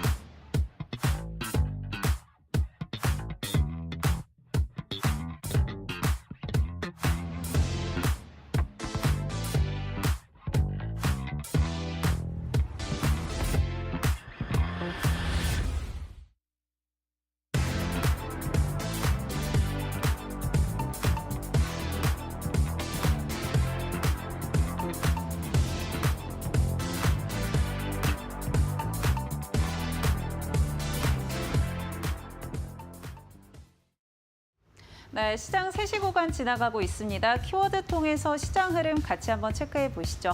먼저 첫 번째 키워드 체크해 보면요. 반도체부터 살펴보도록 하겠습니다.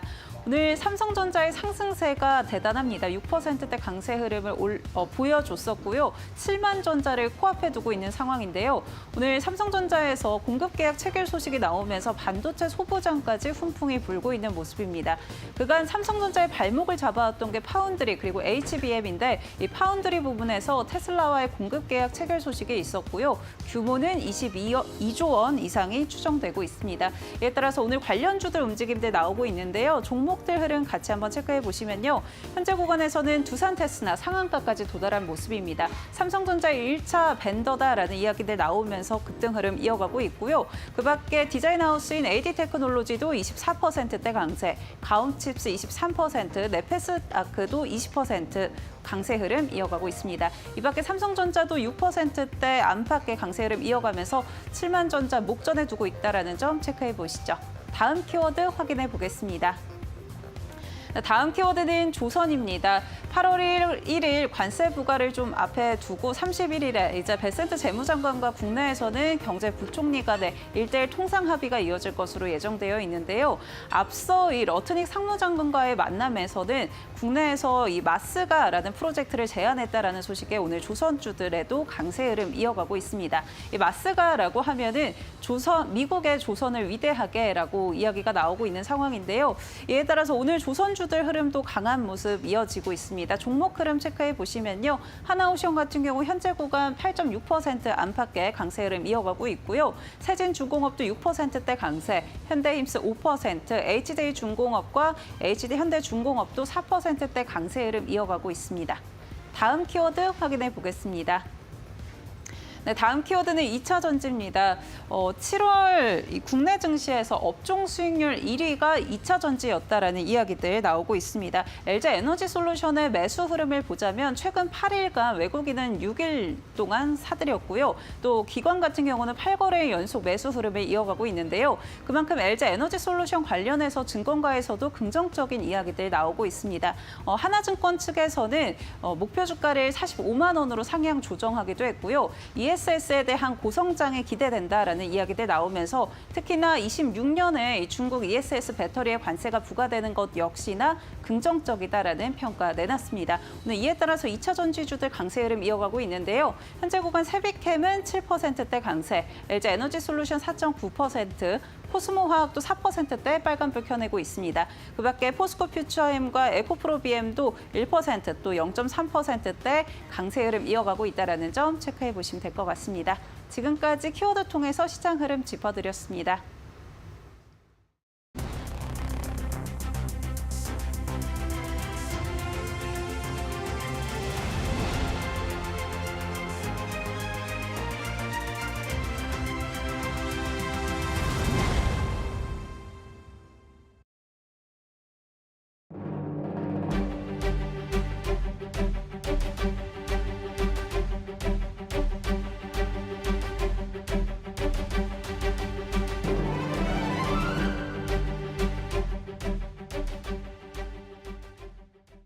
네, 맥락 시간으로 이어가 보겠습니다. 오늘도 각 분야를 대표하는 전문가님과 함께 각 산업에 대한 이야기를 심도 있게 나누는 시간으로 준비를 했습니다. 오늘은 조선업종에 관련된 이야기 나눠보고자 하고요. SK증권의 한승환 연구원님 함께합니다. 안녕하세요. 안녕하십니까. 네, 반갑습니다. 지난주부터 계속해서 우리 시장에서 빠짐없이 이야기가 나오는 섹터 중에 하나가 바로 조선이 아닐까 싶습니다. 미국과의 무역 협상이 굉장히 중요한 키로 지금 작용을 하고 있고 오늘도 역시나 주가가 반응을 하고 있는 모습인데요. 정부가 마스가 프로젝트, 그러니까 수십조 원이 투자가 되는 그 협력 방안을 또 미국 측에 제안했다라는 소식까지 전해지고 있습니다. 실제 협력 성과로 이어질 가능성을 어느 정도로 보고 계시는지, 그리고 조선업종의 전반적으로 어떻게 뷰를 갖고 계시는지 먼저 들어보겠습니다. 일단은 8월 1일 관세 부과 시한 이전에 앞서서 일단 뭐 하워드 러트닉 장관이라든지 31일에는 이제 베센트 재무장관까지 만나기로 지금 협의가 되어 있거든요. 그래서 그 전에 있어서 어떻게 보면 미국이 필요로 하는 한국이 잘하는 산업 중에 하나가 필승카드가 결국 조선업이기 때문에 관련돼서 앞서 말씀드렸다시피 마스가 같은 수십조 원 규모의 미국 내 조선업 그리고 함정 투자를 읽어내지 않을까. 정말 읽어낸다면은 관련돼서 조선업 전반적인 좀 수혜가 예상이 되고요. 뭐 종목단에서 간략하게 짚어드리자면은 미국과 뭐 함정이라든지 상선 공동건조 협약을 맺은 뭐 HD 한국조선해양 그리고 이미 필리조선소를 보유하고 있고 뭐 오스탈 USA까지 먹게 된다면은 함정까지 찍어낼 수 있는 하나오션 그리고 십스액트가 승인이 된다면은 전략상선단 물량까지 수주가 가능해 보이는 현대미포 그리고 뭐 전반적으로 북미 쪽 LNG 운반선 대규모 배주가 나온다면은 국내에 있는 대형조선 4사로의 수주로 이어질 거기 때문에 관련된 기자재까지 합쳐서 서플라이 체인 전반적인 수혜가 될 것으로 예상하고 있습니다. 네, 지금 연구원님께서도 말씀해 주신 것처럼 조선업종 세부가 너무 세부안으로 나간다면 너무나도 많은 산업들이 있습니다. 예를 들어 뭐 방산이라던가 해양 플랜트, 상선 다양하게 골고루 배치가 되어 있는데 그렇다면 최근 반등이 어느 분야에 좀 견조하게 나오고 있는지도 좀 궁금하고요. 하반기 이렇게 sek터로 좀 세분화됐을 때 매력도를 어떻게 보시는지도 말씀해 주시죠. 최근에는 아무래도 이제 엔진 업체들의 주가 상승세가 가장 좋았고요. 이유는 저번 주에 이제 하나엔진 대표적인 엔진 종목인 하나엔진이 실적 서프라이즈를 시연을 했습니다. 이에 따라서 이제 애널리스트들이 미래 실적 추정치를 상향 조정하면서 안 그래도 있던 이제 밸류에이션 부담을 좀 낮춰가면서 주가 상승으로 이어졌다라고 봐주시면 좋을 것 같고요. 이 외에도 뭐 HD 현대 마린 엔진 같은 엔진 업체들의 실적 발표가 이번 주에 남아있기 때문에 관련돼서 상승세를 추가적으로 좀 기대해봐도 좋지 않을까 생각하고 있습니다. 하반기에는 엔진 업체들 당연히 좋을 거라고 생각을 하고요. 이와 더불어서 상선 업체들, 아까 말씀드린 뭐 하나오션이라든지 삼성중공업, 현대중공업과 같은 이 조선주들의 실적 개선세가 계속해서 유지가 되면서 놀라운 실적 퍼포먼스 보여주면서 주가 상승 여력 충분히 기대해봐도 좋다라고 말씀드리겠습니다. 네, 알겠습니다. 조선주들의 실적이 좀 당분간 좋을 것이다라고 이야기를 해주셨는데 그렇다면 분야별로 나눠봤을 때 대표적인 종목들이 어떤 게 있고 그리고 저희가 투자자들 입장에서 투자 포인트를 잡고 간다면 어떻게 잡으면 좋을까요? 일단 특수선 함정 관련돼서는 우리나라에서 지금 하나오션하고 HD 현대중공업이 활발하게 수주 레코드를 쌓는 중이고요. 이 관점에서 이제 미국과 협상안에 대해서 함정 관련된 부분도 반드시 포함되어 있기 때문에 MRO 수주를 미래도 충분히 기대해 볼 수 있지 않나라고 생각을 하고 있고 엔진 같은 경우는 앞서 말씀드렸던 하나 엔진이나 HD 현대 마린 엔진 같은 엔진 업체들이 지금 중국 조선소에서 이중연료 선박 엔진 쇼티지 현상 때문에 최소 28년 말까지는 P와 Q 성장이 보장이 되어 있다라고 봐주시면 좋을 것 같고 상선 부분에서는 조선 3사 모두 다 실적 개선세 계속해서 유지할 것 같습니다. 공정 개선 효과라든지 고성과 비중 확대가 예정되어 있기 때문에 이런 실적 개선세 흐름에 올라타서 상승세 계속 이어갈 수 있다라고 보고 있고 마지막으로 이제 해양 플랜트 같은 경우는 FLNG의 글로벌 강자인 삼성중공업이 이 부분에서 좀 탑라인하고 이익 성장 계속 좀 견인해 가면서 놀라운 실적 개선세 하반기에도 보여줄 수 있다라고 판단하고 있습니다. 지금 실적에 대한 이야기 전반적으로 우호적으로 계속해서 말씀을 해주시고 계신데 지금 1분기는 잘 나왔어요. 근데 2분기 실적을 지금 발표한 기업들도 있고 발표가 예정되어 있는 곳도 있는데 어떻게 예상하고 계신지도 궁금하고요. 실적 전망치가 좀 엇갈리는 부분도 있더라고요. 네, 근데 좀 긍정적으로만 바라보시는 건지도 궁금합니다. 일단 조선 3사 모두 긍정적으로 바라보고 있고요. 네.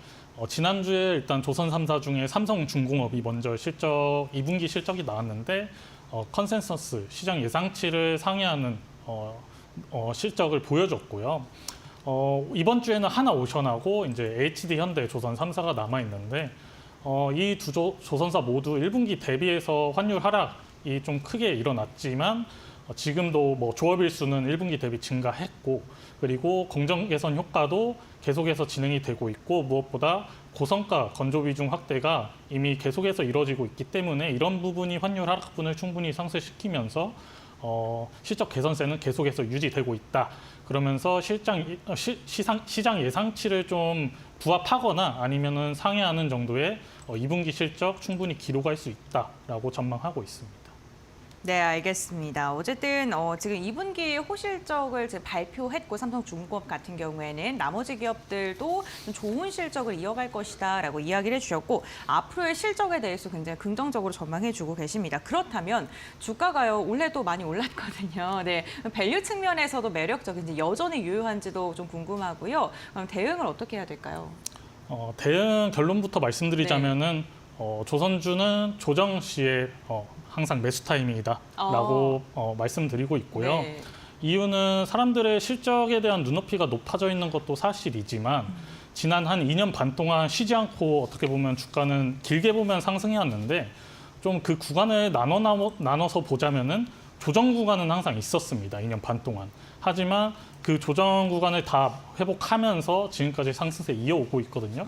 그에 대한 배경은 사람들은 항상 기대치를 높게 두지만 시클리컬의 특성상 그거를 항상 상회하는 놀라운 실적 퍼포먼스 보여주면서 밸류에 대한 부담을 계속해서 낮춰가면서 주가 상승세 이어오고 있거든요.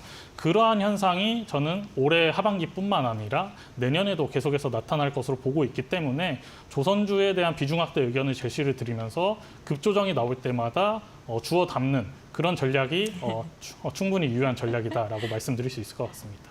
알겠습니다. 조선주 오히려 조정이 매수의 기회다라고 이야기를 해주셨습니다. 앞으로의 전망도 굉장히 긍정적으로 말씀해 주시는데 듣다가 그 MRO 쪽 있잖아요. 하나오션이나 HD 쪽 말할 때 언급을 해주셨는데 앞서서 저희가 또 이야기를 다뤘을 때 조선에 대해서 MRO는 일본이 또 잘하기 때문에 군함 쪽은 일본이 경쟁력이 더 있을 수도 있다라는 말씀을 해주시기도 하셨거든요. 이 부분은 어떻게 보세요? 일본 같은 경우는 칠함대의 본부가 미 해군 칠함대 본부가 일본에 위치해 있거든요. 네. 그래서 역사적으로 오랜 기간 MRO를 이미 해온 조선소들이 많이 있습니다. 그래서 아무래도 객관적으로 보자면 MRO 관련돼서는 일본 조선소들이 어느 정도 트랙 레코드를 많이 쌓아왔기 때문에 유의할 수는 있지만 물량 자체가 워낙 많다 보니까 일본 조선소가 다 할 수는 없습니다. 그렇죠, 네. 그래서 우리 하나오션이나 현대중공 같은 MRO 잘하는 조선소들이 충분한 그 수주 물량을 채울 수 있다라고 판단을 하고 있습니다.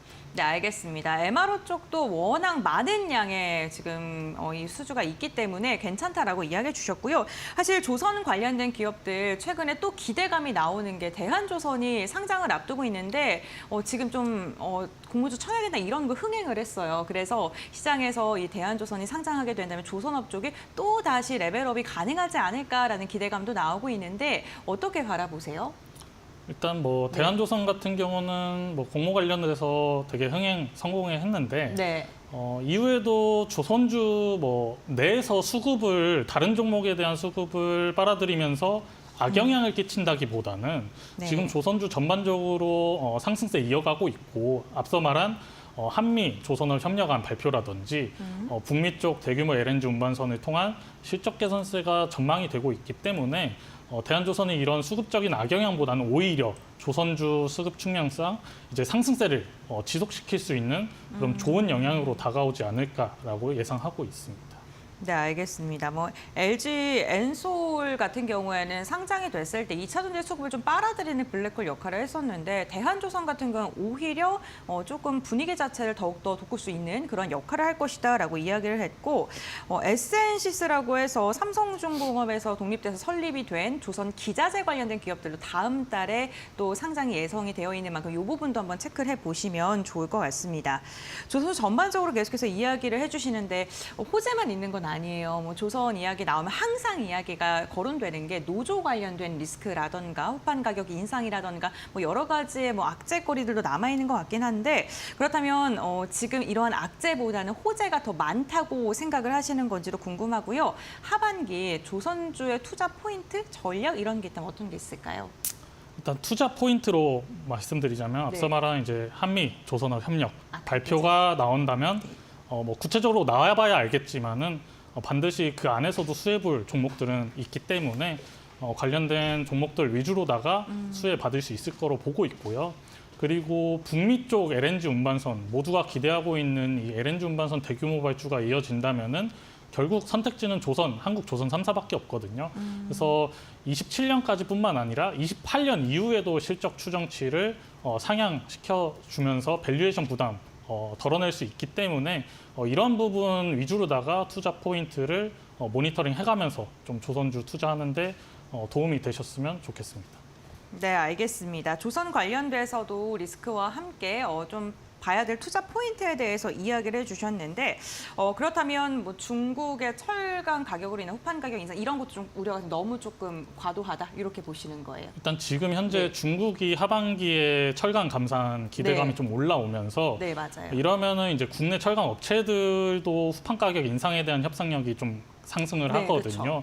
그 부분이 우려가 되고 있는데 일단 올해부터 조선 3사랑 국내 철강 업체들이랑 원래 이전까지만 해도 반기마다 협상하던 거를 분기 협상으로 바꿨습니다.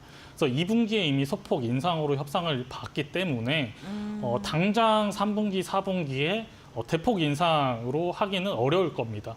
그리고 이것도 유통가격까지 이어지는데 이 기대감이 현실적으로 반영되기까지는 시간이 걸릴 수밖에 없기 때문에 올해 하반기만 놓고 보자면은 후판 가격 상승 우려는 잠시 접어두셔도 될 것 같습니다. 다만 실제 후판 가격이 올라가고 유통 가격이 올라가고 이러면은 아마도 내년 그리고 내후년에 원가 상승 부분에 대한 크리티컬하게 작용할 거기 때문에 이 부분은 좀 계속해서 분기별로 후판 가격에 대한 팔로우업을 해가시면서 조선주 투자에 좀 유의할 부분이다라고 봐주시면 좋을 것 같습니다.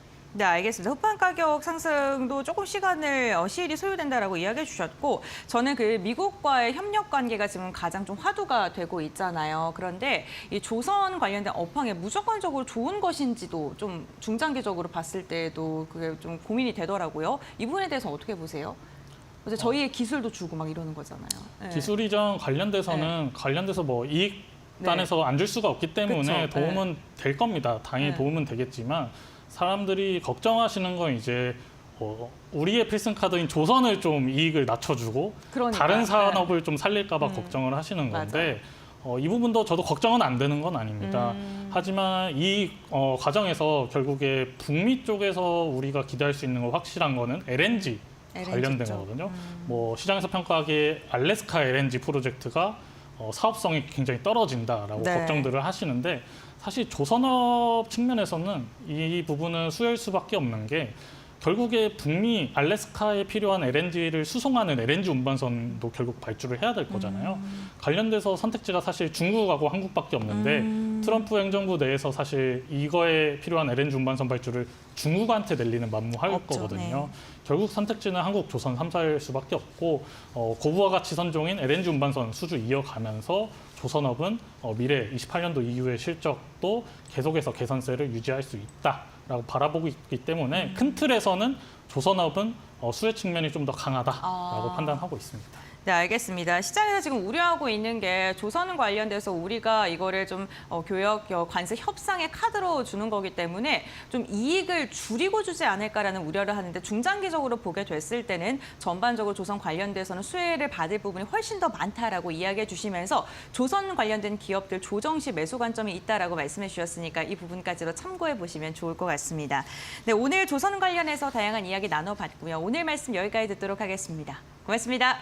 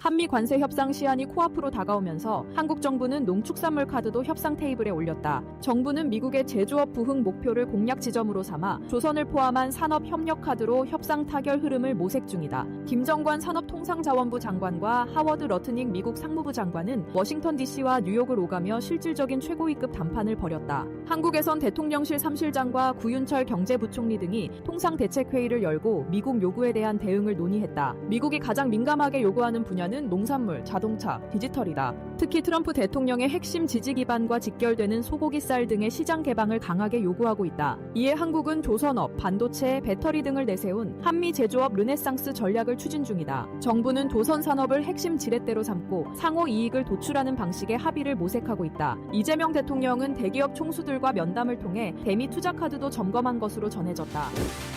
SPC그룹은 생산직 야근을 8시간 이내로 제한해 장시간 야간 근로를 없앤다고 27일 밝혔다. 이날 대표이사 협의체 SPC 커미티를 긴급 개최하고 생산 시스템 전면 개혁에 나섰다. 이는 25일 SPC 삼립 시화공장에서 열린 이재명 대통령 주재 현장 간담회에서 지적된 야간 근로 문제를 개선하기 위함이다. 이 대통령은 같은 사고가 반복되는 건 문제가 있다며 심야 장시간 노동 때문에 생긴 일로 보인다고 지적했다. 김범수 SPC 삼립 대표는 안전한 사업장이 되도록 분골쇄신하겠다며 야간 근로 축소 등 안전 개선 방안을 약속했다. SPC는 8시간 초과 야근 폐지를 위해 인력 확충, 생산 품목 조정, 라인 재편 등 구조를 바꾼다. 각사별 실행 계획을 마련해 10월 1일부터 전면 시행한다. 야간 생산은 필수 품목 외에 최대한 줄이고 주간 근무 시간도 점진적으로 단축할 예정이다. SPC 관계자는 근로자 안전이 최우선인 일터를 만들기 위해 적극 개선과 투자에 나서겠다고 밝혔다.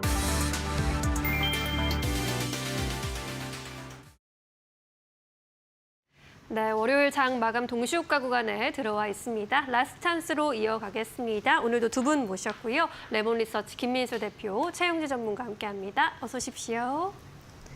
네, 삼성전자가 7만 원 선을 터치하기도 했습니다. 오늘 코스피는 강보합권 마감 예상이 되고 있는데요. 현재 구간에서 시장 분위기를 점검해 보도록 하겠습니다. 대표님께서는 오늘 시장 어떻게 바라보셨을까요? 네, 지수가 올라가서 좋긴 한데 뭔가 혼탁한 장세입니다.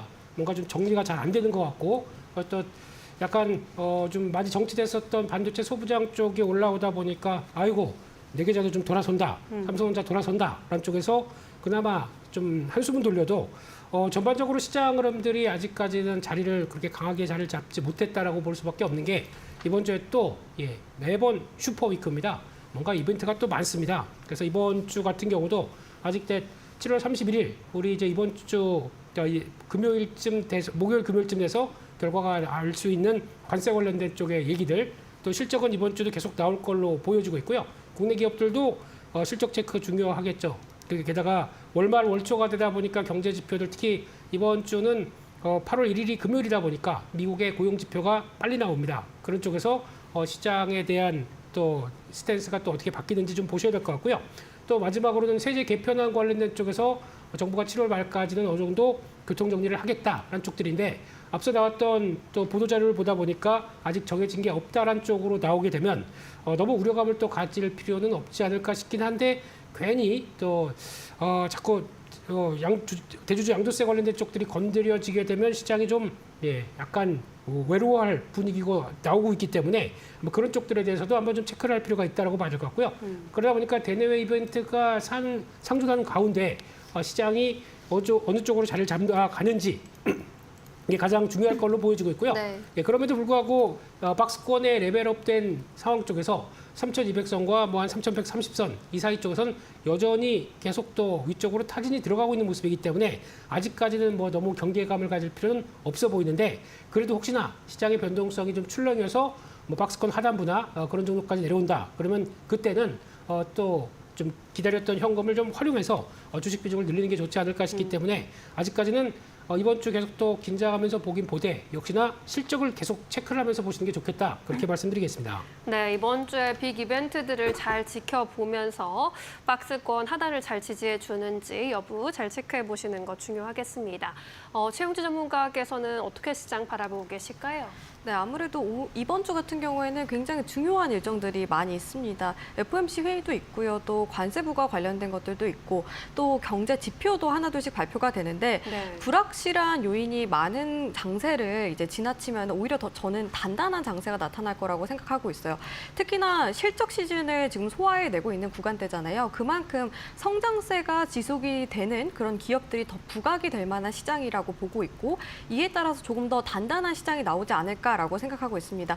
변동성을 이용을 해서 어떤 종목을 더 담을지 관망해야 되는 장세다라고 생각을 하고 있는데요. 이런 가운데 지금 미국 쪽에서 반도체 관세에 대한 얘기를 했죠. 그래서 2주 안에 이 반도체 관련해서 지금 이 수입과 관련돼서 국가 안보에 미치는 영향이 뭐가 있을지 공개를 하겠다라고 이야기를 했는데요. 사실 반도체 관세가 지금까지는 부과가 된 사례가 거의 없습니다. 그리고 또 지금 상황으로 봤을 때 미국 쪽에서 아무리 국가 안보를 위해서 관세 부과를 한다라고 할지라도 미국에서도 우리나라도 그렇고 뭐 대만 쪽도 그렇고 고객사로 있는 기업들이 정말 많이 있어요. 어쨌든 미국도 그렇고 다른 글로벌 국가들이 서로 상생하는 관계인데 이렇게 관세 부과를 하게 되면 오히려 미국 쪽도 좀 안 좋은 영향을 미치지 않을까 싶어서 이 반도체 관세에 대한 것들은 사실 좀 신중하게 결정을 할 가능성이 높다라고 생각을 하고 있고요. 이에 따라서 뭐 반도체 관련된 종목들이 변동성이 나올지라도 저는 지금 상황에서는 반도체와 관련된 호재성 이슈가 많이 있는 만큼 반도체 업황 여전히 좋다라고 말씀을 드리도록 하겠습니다. 네. 그리고 삼성전자가 오늘 뭐 7만 원 터치를 했는데 아무래도 대규모 이제 계약 체결 소식이 있었죠. 23조 가까이 되는 이제 파운드리 계약 체결 소식이 있었는데요. 이제 고객사에 대한 것들은 공개를 하지 않았지만 작년 매출액 기준으로 봤을 때 7.6%에 해당하는 규모의 수주 계약을 체결을 했습니다. 이에 따라서 삼성전자와 연관이 돼 있는 뭐 장비주들 두산 테스나 이런 종목들이 급등세를 보이기도 했는데 이렇듯 삼성전자의 호재성 이슈는 다른 또 반도체 밸류체인 기업들에게도 긍정적이게 작용을 하는 만큼 굉장히 중요한 이슈라고 볼 수가 있겠고요. 지난주도 그렇고 계속해서 삼성전자와 관련된 리스크들도 하나둘씩 해소가 되고 있고 뭐 엔비디아도 중국 쪽에서 수출 재개하고 있고 또 기술력에 대한 부분들도 부각이 되고 있는 시점인 만큼 저는 삼성전자 또한 지금 추세를 이어나갈 가능성이 높다라고 생각하고 있습니다. 요즘에 또 반바지라는 용어도 생겨났잖아요. 반도체, 바이오 그리고 2차 전지가 네. 하반기에 이끌 것이다 이런 얘기들이 많이 나오고 있는데 저도 그 뜻에 동의를 한다라고 말씀을 드리겠고요. 네. LG 에너지 솔루션도 또 긍정적인 이슈들이 많이 있는데 지난주 같은 경우에는 뭐 호실적 소식도 있었고요. SK 온과의 협업 소식도 있었고 또 ESS와 관련된 기술 특허 소송이 승소를 했다라는 소식도 있었습니다. 이렇게 호재성 이슈도 계속 이어지는 가운데 ESS 시장이 계속해서 성장세를 보이게 되면서 LG 에너지 솔루션 ESS 매출 확대에 대한 기대감도 지금 시점에서는 굉장히 커진 상황입니다. 그러면서 2026년까지 ESS 매출 비중이 24%까지 확대가 될 걸로 보이는데 작년 기준으로 ESS 매출액이 5.9% 정도밖에 안 됐어요. 그럼 거의 한 2년 가까이 4배에 달하는 매출 확대가 기대가 된다라고 볼 수가 있겠죠.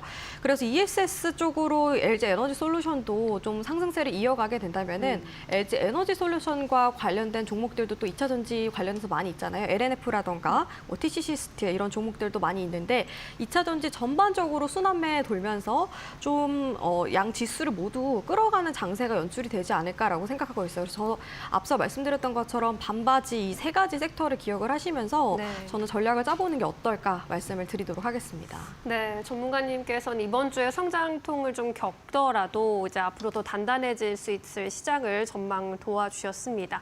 반바지 업종, 반도체, 바이오, 2차 전지까지 관심 가져가 보자라고 조언을 해주셨으니까요. 잘 참고해 보시길 바라겠습니다.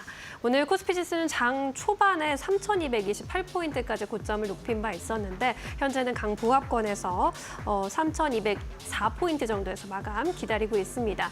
코스닥의 경우에는 약 보합권 마감 예상되는데 오늘 장 초반에 반짝 상승했다가 이내 하락 전환한 이후로 내내 마이너스권에 머물렀습니다. 그래도 약 보합권 마감하면서 803포인트 지킬 것으로 예상되고 있고요. 코스피 200도 강보합권 마감 예상되고 있습니다.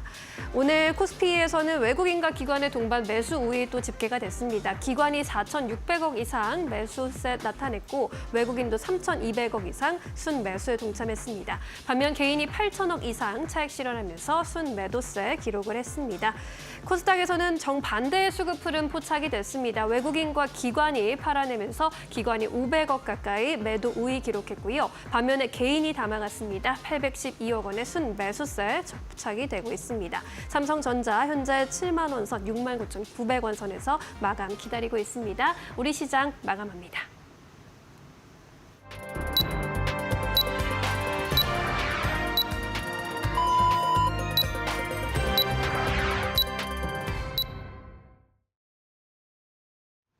네, 7월 28일 월요일장 우리 시장 마무리가 됐습니다. 이번 주 굵직굵직한 빅 이벤트들이 많은 한 주의 시작인 만큼 시장에서는 경계감이 좀 짙게 깔려있는 모습이었는데요. 삼성전자의 강세로 오늘 유가증권 시장은 상승 시도했습니다만 지금 상승해서 마감한 종목보다는 하락해서 마감한 종목이 현저하게 많기 때문에 체감 지수 온도 자체는 그렇게 뜨겁진 않을 것으로 보입니다. 그렇다면 트레이딩 뷰를 통해서 오늘 우리 종목 상황은 어떻게 마무리가 됐는지 알아보도록 하겠습니다. 우선 삼성전자가요. 오늘 동시호가 상황 속에서도 견조한 움직임을 이어가면서 종가 6.8% 강한 상승 보이면서 마무리하는 데 성공했습니다. 테슬라와의 계약 소식이 삼성전자를 필두로 반도체 소부장 관련 기업들의 강한 매수세로 이어졌는데요. 다만 삼성전자가 수급을 빨아들이면서 상대적으로 SK하이닉스는 1.5%가량 하락한 채 종가를 체결했습니다. 오늘 LG 에너지 솔루션 4.6% 투자 의견 상향 조정 소식에 오늘 흐름이 굉장히 좋았었고요. 조선 관련된 기업들 특히나 한화오션은 무려 8%가량 강세를 보이면서 미국과의 협력에 대한 기대감, MRO 부분에 대한 기대감이 주가를 들어 올린 것으로 보입니다. 다만 원전 관련된 기업들이나 방산 기업들은 오늘 한 걸음 쉬어가는 움직임이 나타났고요. 특히나 오늘 금융 관련된 기업들의 낙폭이 굉장히 컸습니다. KB금융지주가 6% 이상 빠졌고 신한금융지주도 5%가량의 내림세를 보이면서 마감을 했는데요. 세제 개편안에 대한 우려감이 금융주들 주가의 발목을 잡았고 이재명 대통령의 이자에 관련된 조금 안 좋은 그런 발언으로 인해서 오늘 금융 관련된 기업들이 경색된 모습이 확인이 되고 있습니다. 이와 함께 바이오 관련된 기업들은 좀 희비가 엇갈리는 보합권 수준이었고요. 완성차 현대차와 기아도 오늘 소폭의 상승으로 마감하는 데 성공을 했고요. 인터넷 대표주들도 오늘 소폭의 오름세로 종가를 체결했습니다. 철강 관련된 그룹들은요. 앞으로 실적이 개선될 그 가능성이 조금은 적다라는 그러한 전망이 나오면서 오늘은 포스코홀딩스를 필두로 철강 기업들 분위기는 좋지 않았습니다. 다음으로는 코스닥의 흐름 함께 보시죠. 오늘 대형주로 수급이 쏠리면서 코스닥은 상대적으로 좀 부진한 모습이었습니다. 지금 보시는 것처럼 섹터별로 희비가 완전하게 엇갈린 모습이었는데 바이오 관련된 기업들은 전반적으로 한 걸음 쉬어가는 분위기였고요. 오늘 반도체 소부장 관련 기업들이 삼성전자를 필두로 분위기가 굉장히 좋았습니다. 리노공업 3% 이상 상승했고요. 테크윙도 3% 그리고 원익, IPS 같은 경우는 15%가량 오름세가 나왔고 수주에 대한 기대감, 수혜를 받을 수 있다라고 이야기 나온 기업 등의 상한가 마감한 종목들도 있었습니다. 2차 전지, 코스닥 역시나 좋았다는 점 체크해 보시면 좋을 것 같습니다.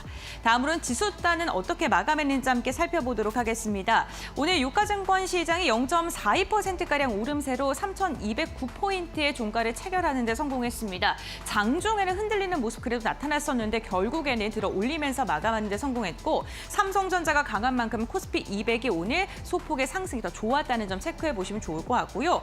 코스닥 같은 경우는 대형주로 수급이 쏠리면서 오늘 상대적으로 약한 모습으로 마감을 했습니다. 장중에는 800선이 위협받기도 했습니다. 수급 상황 함께 보겠습니다. 유가증권 시장입니다. 오늘 외국인이 4,800억 원, 기관이 4,500억 원 이상 담아냈습니다. 외국인 동시호가 상황 속에 더 담았고요. 개인은 더 던졌습니다. 1조에 가까운 물량을 오늘 개인이 매도했는데 외국인과 기관 4거래일 연속 쌍끌이 순매수세 이어지고 있습니다. 코스닥도 함께 보겠습니다. 코스닥은 수급 상황이 조금 엇갈렸는데요. 개인이 사들였고요. 외국인과 기관의 쌍끌이 매도세가 나왔습니다. 기관 같은 경우에는 지난주에 꾸준하게 매도했고 이번 주 초 역시나 매도세 이어가고 있다는 점 참고해 보셔야 될 것 같습니다. 시가총액 상위 종목들의 흐름도 함께 보시죠. 네, 결국에는 삼성전자가 장중 고점 부근에서 7만 400원까지 들어 올리면서 마감하는 데 성공을 했습니다. 7만 원 선을 넘은 것은요. 2024년 9월 이후에 처음으로 넘어선 것인데요. 테슬라의 공급 계약 소식이 전해지면서 그 기대감이 주가를 강하게 끌어올렸다는 점 참고해 보시면 좋을 것 같고 LG 에너지솔루션 역시나 4.6% 강세 투자 의견 상향 조정 역시나 마감까지 힘을 내주는 모습이었고요. 삼성 바이오로직스 강보합건, 한화 에어로스페이스 0.8% 상승으로 마감하는 데 성공했습니다. 다음 6위부터 10위 함께 살펴보겠습니다. 네, 오늘 삼성전자 우선주 역시나 강한 상승 나왔고요. KB금융이 6% 이상의 하락이 나오면서 장 막판까지도 힘이 빠지는 모습이었습니다. 정부 정책에 대한 우려감이 나온 거고요. 기아와 현대차 다시금 반등 시도했고 조선주, HD 현대중공업이 4.5% 상승했는데 시초가 대비 상승폭은 반납을 살짝 했습니다. 다음 코스닥 시가총액 상위 종목 함께 보시죠. 오늘 시가총액 상위 종목의 분위기가 조금 엇갈리고 있습니다. 코스피는 대부분의 종목이 상승했지만 코스닥은 희비가 엇갈렸고요. 2차 전지인 에코프로가 2% 강한 상승 보였고 에코프로 BM도 아래꼬리 달면서 회복해준 채 마감했습니다. 다만 제약바이오 관련 기업들 전반적으로 안 좋았고요. 펩트론을 향한 외국인의 매도세가 연일 이어지고 있습니다. 다음으로 6위부터 10위도 보겠습니다. 네, 6위부터 10위 역시나 분위기가 그렇게 좋지는 않았던 하루였고 특히나 오늘 제약바이오 지난주에 많이 올랐던 만큼 차익 욕구가 굉장히 강했습니다. 삼천단제약도 오늘 4% 이상 빠지면서 마감했고요. 6위부터 10위권 가운데서는 레인보우 로보틱스만 유일하게 상승 마감하는 데 성공했습니다. 네, 이렇게 오늘장 마감 상황도 함께 확인을 해봤고요. 그렇다면 외환시장은 어떠한 움직임 보여줬는지 알아보겠습니다. 대신증권의 김동영 연구원 연결해 보겠습니다. 안녕하십니까? 안녕하세요. 네, 오늘 환율 시장 어떻게 움직였을까요?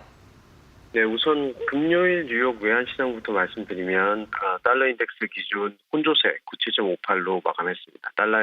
달러원 환율 역시 1,378원으로 아시아장 종가 근처에 마감을 했고 이는 트럼프가 파월에 대해서 좋은 대화를 했다고 얘기하면서 연준 의장님 리스크를 완화시키는 발언을 했고 달러 약세가 더 많은 돈을 벌게 해준다는 등의 언급으로 달러 약세 옹호 발언을 한 것과 동시에 미국 내구재 수주 6월 거가 전월 대비 9.3% 감소로 시장 예상치보다 양호한 결과가 나오고 또 절대적인 수준은 감소를 하면서 전반적인 모든 부분들이 약간 혼조된 모습을 보이면서 횡보했다고 볼 수 있겠습니다.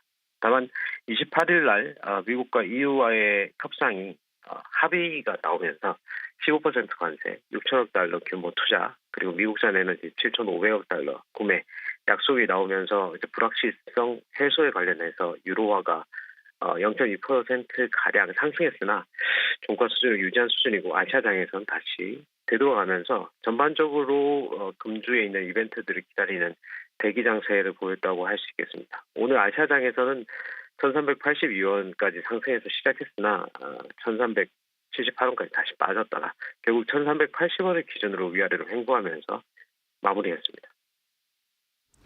네, 이번 주 굵직굵직한 이슈가 많은 만큼 시장에서도 좀 경계감이 나타나고 있는 것 같은데 정말 주요한 이슈들이 많습니다. 그렇다면 이번 주에 환율 움직임은 어떻게 예상하실까요?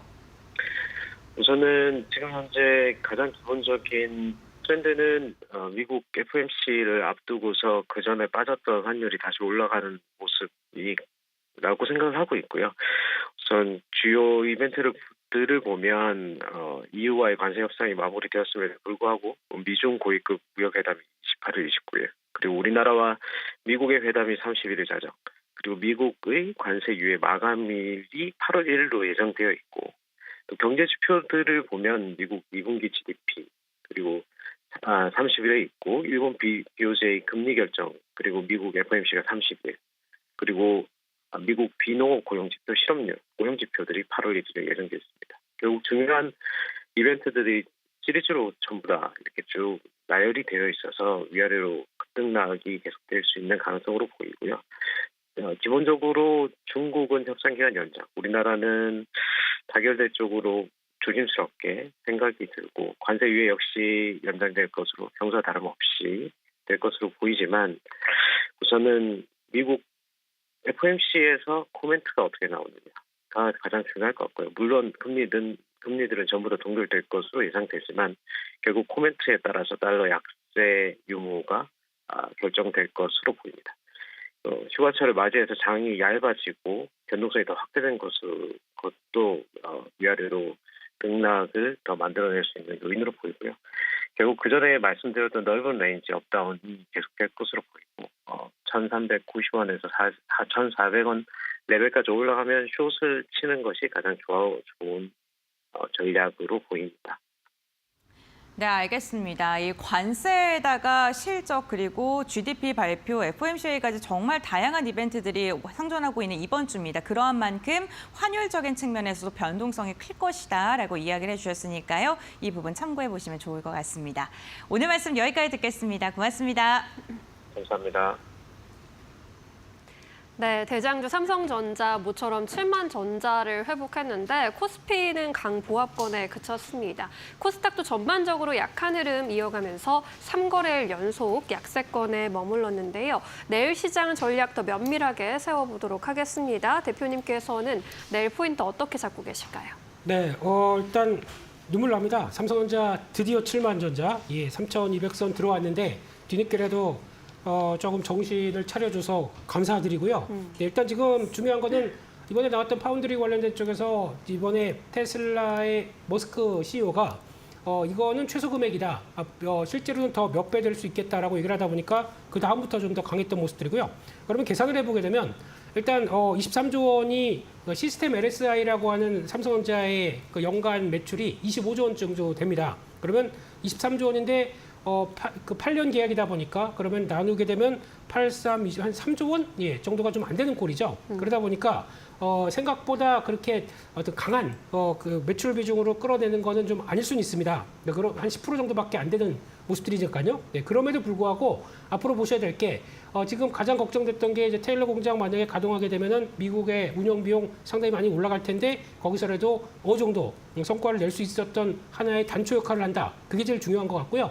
그럼 이걸 시작으로 해서 또 하나 계속 또 확대돼가는 모습들, 특히 삼성전자가 공시를 했다는 게 가장 눈여겨봐야 될 부분이 아닌가 싶습니다. 지금까지는 항상 뭐 단독 보도 아니면 뭐 무슨 다른 기사를 통해서 움직였던 부분들이 큰데 삼성전자가 조금 더 바뀌는 분위기가 나오고 있기 때문에 눈여겨보셔야 될 것 같고요. 네. 게다가 또 파운드리 쪽과 함께 특히 삼성전자의 레벨업 될 수 있는 조건 두 가지로 개인적으로 생각하는 것은 첫 번째 파운드리, 두 번째는 HBM입니다. 그러면 HBM 쪽들도 혹시나 이제 통과되기 시작해서 어떤 엔비디아 쪽으로 들어가기 시작하는 모습들이 확인된다라고 하게 되면 그때부터는 또 다른 모습들이 나올 수가 있기 때문에 좀 변화가 될 수 있을 거라고 보고 있고 게다가 중요한 것은 삼성전자가 움직이게 되면 소부장이 움직입니다. 기존에는 안 움직였었는데 이게 변화의 하나의 동력이 될 수가 있기 때문에 그런 관점으로 본다라고 하게 되면 조금 더 삼성전자의 동향과 함께 소부장주의 기지개가 나오면서 또 키 맞추기가 나올 수 있을지 계속 또 체크를 해야 될 것 같습니다. 이제 머스크 테슬라 CEO가 삼성의 계약 금액을 두고 실제는 몇 배 더 될 수 있다라는 발언을 또 올리기도 했으니까요. 앞으로 소부장 관련주에 대한 관심 지속적으로 또 가져가 보는 것 중요할 것 같습니다. 최영지 전문가께서는 오늘 시장 그리고 내일 시장 포인트 어떻게 잡고 계실까요? 네, 일단은 이번 주 같은 경우에는 불확실 요인이 많이 있잖아요. 그런 만큼 먼저 확인을 해야 될 게 FOMC와 관련된 일정입니다. 사실 이번에는 금리 동결 가능성이 높은 만큼 금리 결과에 대한 부분들보다는 이제 파월 의장에 대한 의견들이 굉장히 중요하다라고 생각을 하고 있는데요. 지금 트럼프 대통령이 FOMC 연준 쪽에서 계속해서 금리 인하를 압력을 가하고 있는 상황이죠. 그런데 FOMC 같은 경우에는 워낙 독립성이 강한 기관이기 때문에 이런 의견들을 크게 받아들이지 않는 모습이고 경제 지표라던가 경제 데이터에 따라서 이제 금리 방향성을 결정을 할 것으로 전망이 됩니다.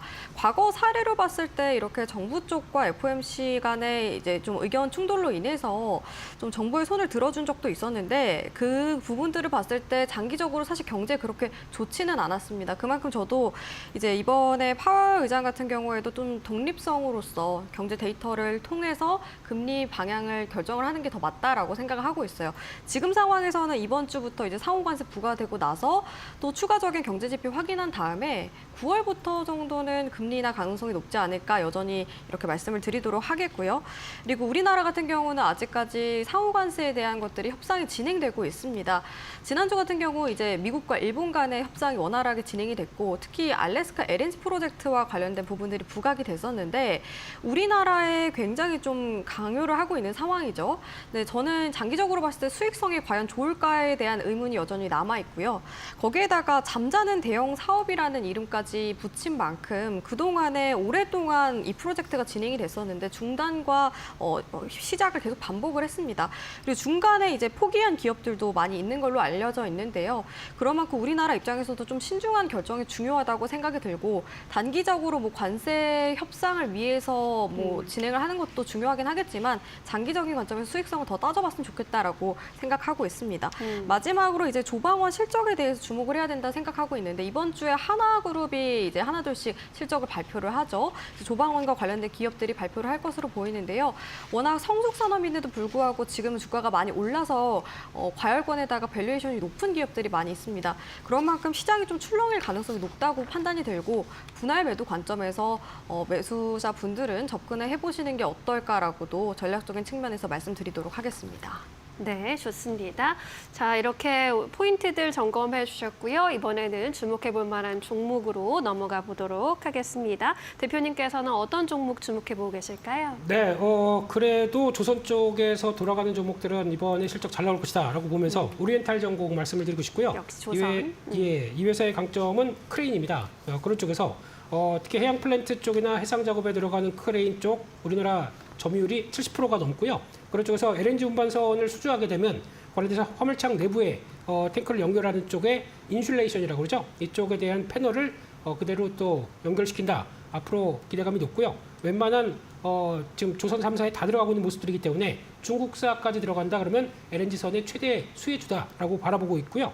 그런 쪽에서 올해 영업이익도 한 350억대, 한 40% 이상 증가할 걸로 보이고 있기 때문에 계속 레벨업을 시도할 가능성들 실적 발표 나오면서 또 기대를 해야 될 것 같고요.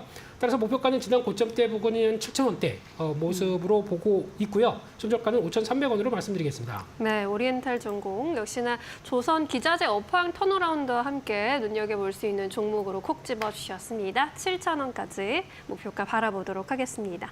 전문가님께서는 어떤 종목 들고 오셨습니까? 네, 저는 LNF를 준비를 해왔습니다. 2차전지. 네, 2차전지 관련된 종목들이 계속해서 네. 좋아 보이고요. LNF는 2차전지 양극재 관련된 사업을 진행하고 있고 최근에는 SK온과 업무 협약을 체결했다라는 소식이 들려왔습니다. 그러면서 LFP 쪽으로 해서 배터리 양극재 공급 계약을 이제 확대를 할 것으로 보이는데 지금 북미 쪽으로도 시장이 많이 성장세가 지속이 되고 있어요. 그런 만큼 아무래도 LNF가 양극재 사업을 잘 하고 있는 기업이기 때문에 직접적인 수혜가 기대가 되고요. 그리고 비중국 LFP 수요 증가에 따라서 최대 수혜가 기대가 되고 있는 상황입니다. 앞서 말씀드렸던 SK온과의 협업을 통해서도 좀 점유율 확대가 기대가 되고 있는 상황이고 또 LG 에너지 솔루션이라던가 테슬라 쪽에도 고객사로 있는 만큼 지금 상황에서는 이쪽으로도 좀 성장세가 지속이 되지 않을까라고 생각하고 있습니다. 마지막으로는 최근 들어서 3천억 원 규모의 신주 인수권부 사채를 발행한다라는 소식이 있었는데요. 이게 사실 그동안에 금융감독원으로부터 통과가 되지 못했는데 이번에 이제 허가가 됐습니다. 그러면서 자금 조달을 통해서 이제 배터리 사업을 계속해서 성장세가 이어질 것으로 전망이 됩니다. 적자 기업이라는 거는 조금 아쉽기는 한데 지금 상황에서 적자 폭이 줄어들고 있다는 점도 투자 포인트로 말씀을 드리겠고요. 목표가는 78,500원으로 제시를 해드리겠고요. 손절가는 56,000원으로 말씀드리도록 하겠습니다. 네, 이번 주에도 계속해서 2차 전지 강조해 주시네요. LNF 78,500원까지 바라보도록 하겠습니다. 자, 이제 두 분께 마지막으로 내일 시장 한마디 요청드리겠습니다. 대표님 어떤 메시지 주시겠어요? 네, 그냥 간단하게 밀리면 사자. 밀리면 호랑이가 아니고 사자. 예. 약간 시장 분위기는 여전히 박스권 안쪽에서 움직이는 분위기 쪽에서 단기 위축 쪽은 이용을 하시는 전략적으로 봐야 될 것 같습니다. 네, 좋습니다. 밀리면 사자. 전문가님께서는요? 네, 불확실한 증시를 견뎌내면은 충분히 단단한 장세가 나올 거라고 생각하고 있고 워낙 6월 달에 거래량이 많이 발생을 했기 때문에 지금 상황에서는 좀 큰 악재가 나오지 않는 이상 계속해서 우상향하지 않을까라고 말씀을 드리도록 하겠습니다. 네, 잘 견뎌보자라고 또 코멘트 주셨습니다. 두 분 의견 잘 참고해 보시길 바라겠습니다. 여기서 인사드릴게요. 고맙습니다.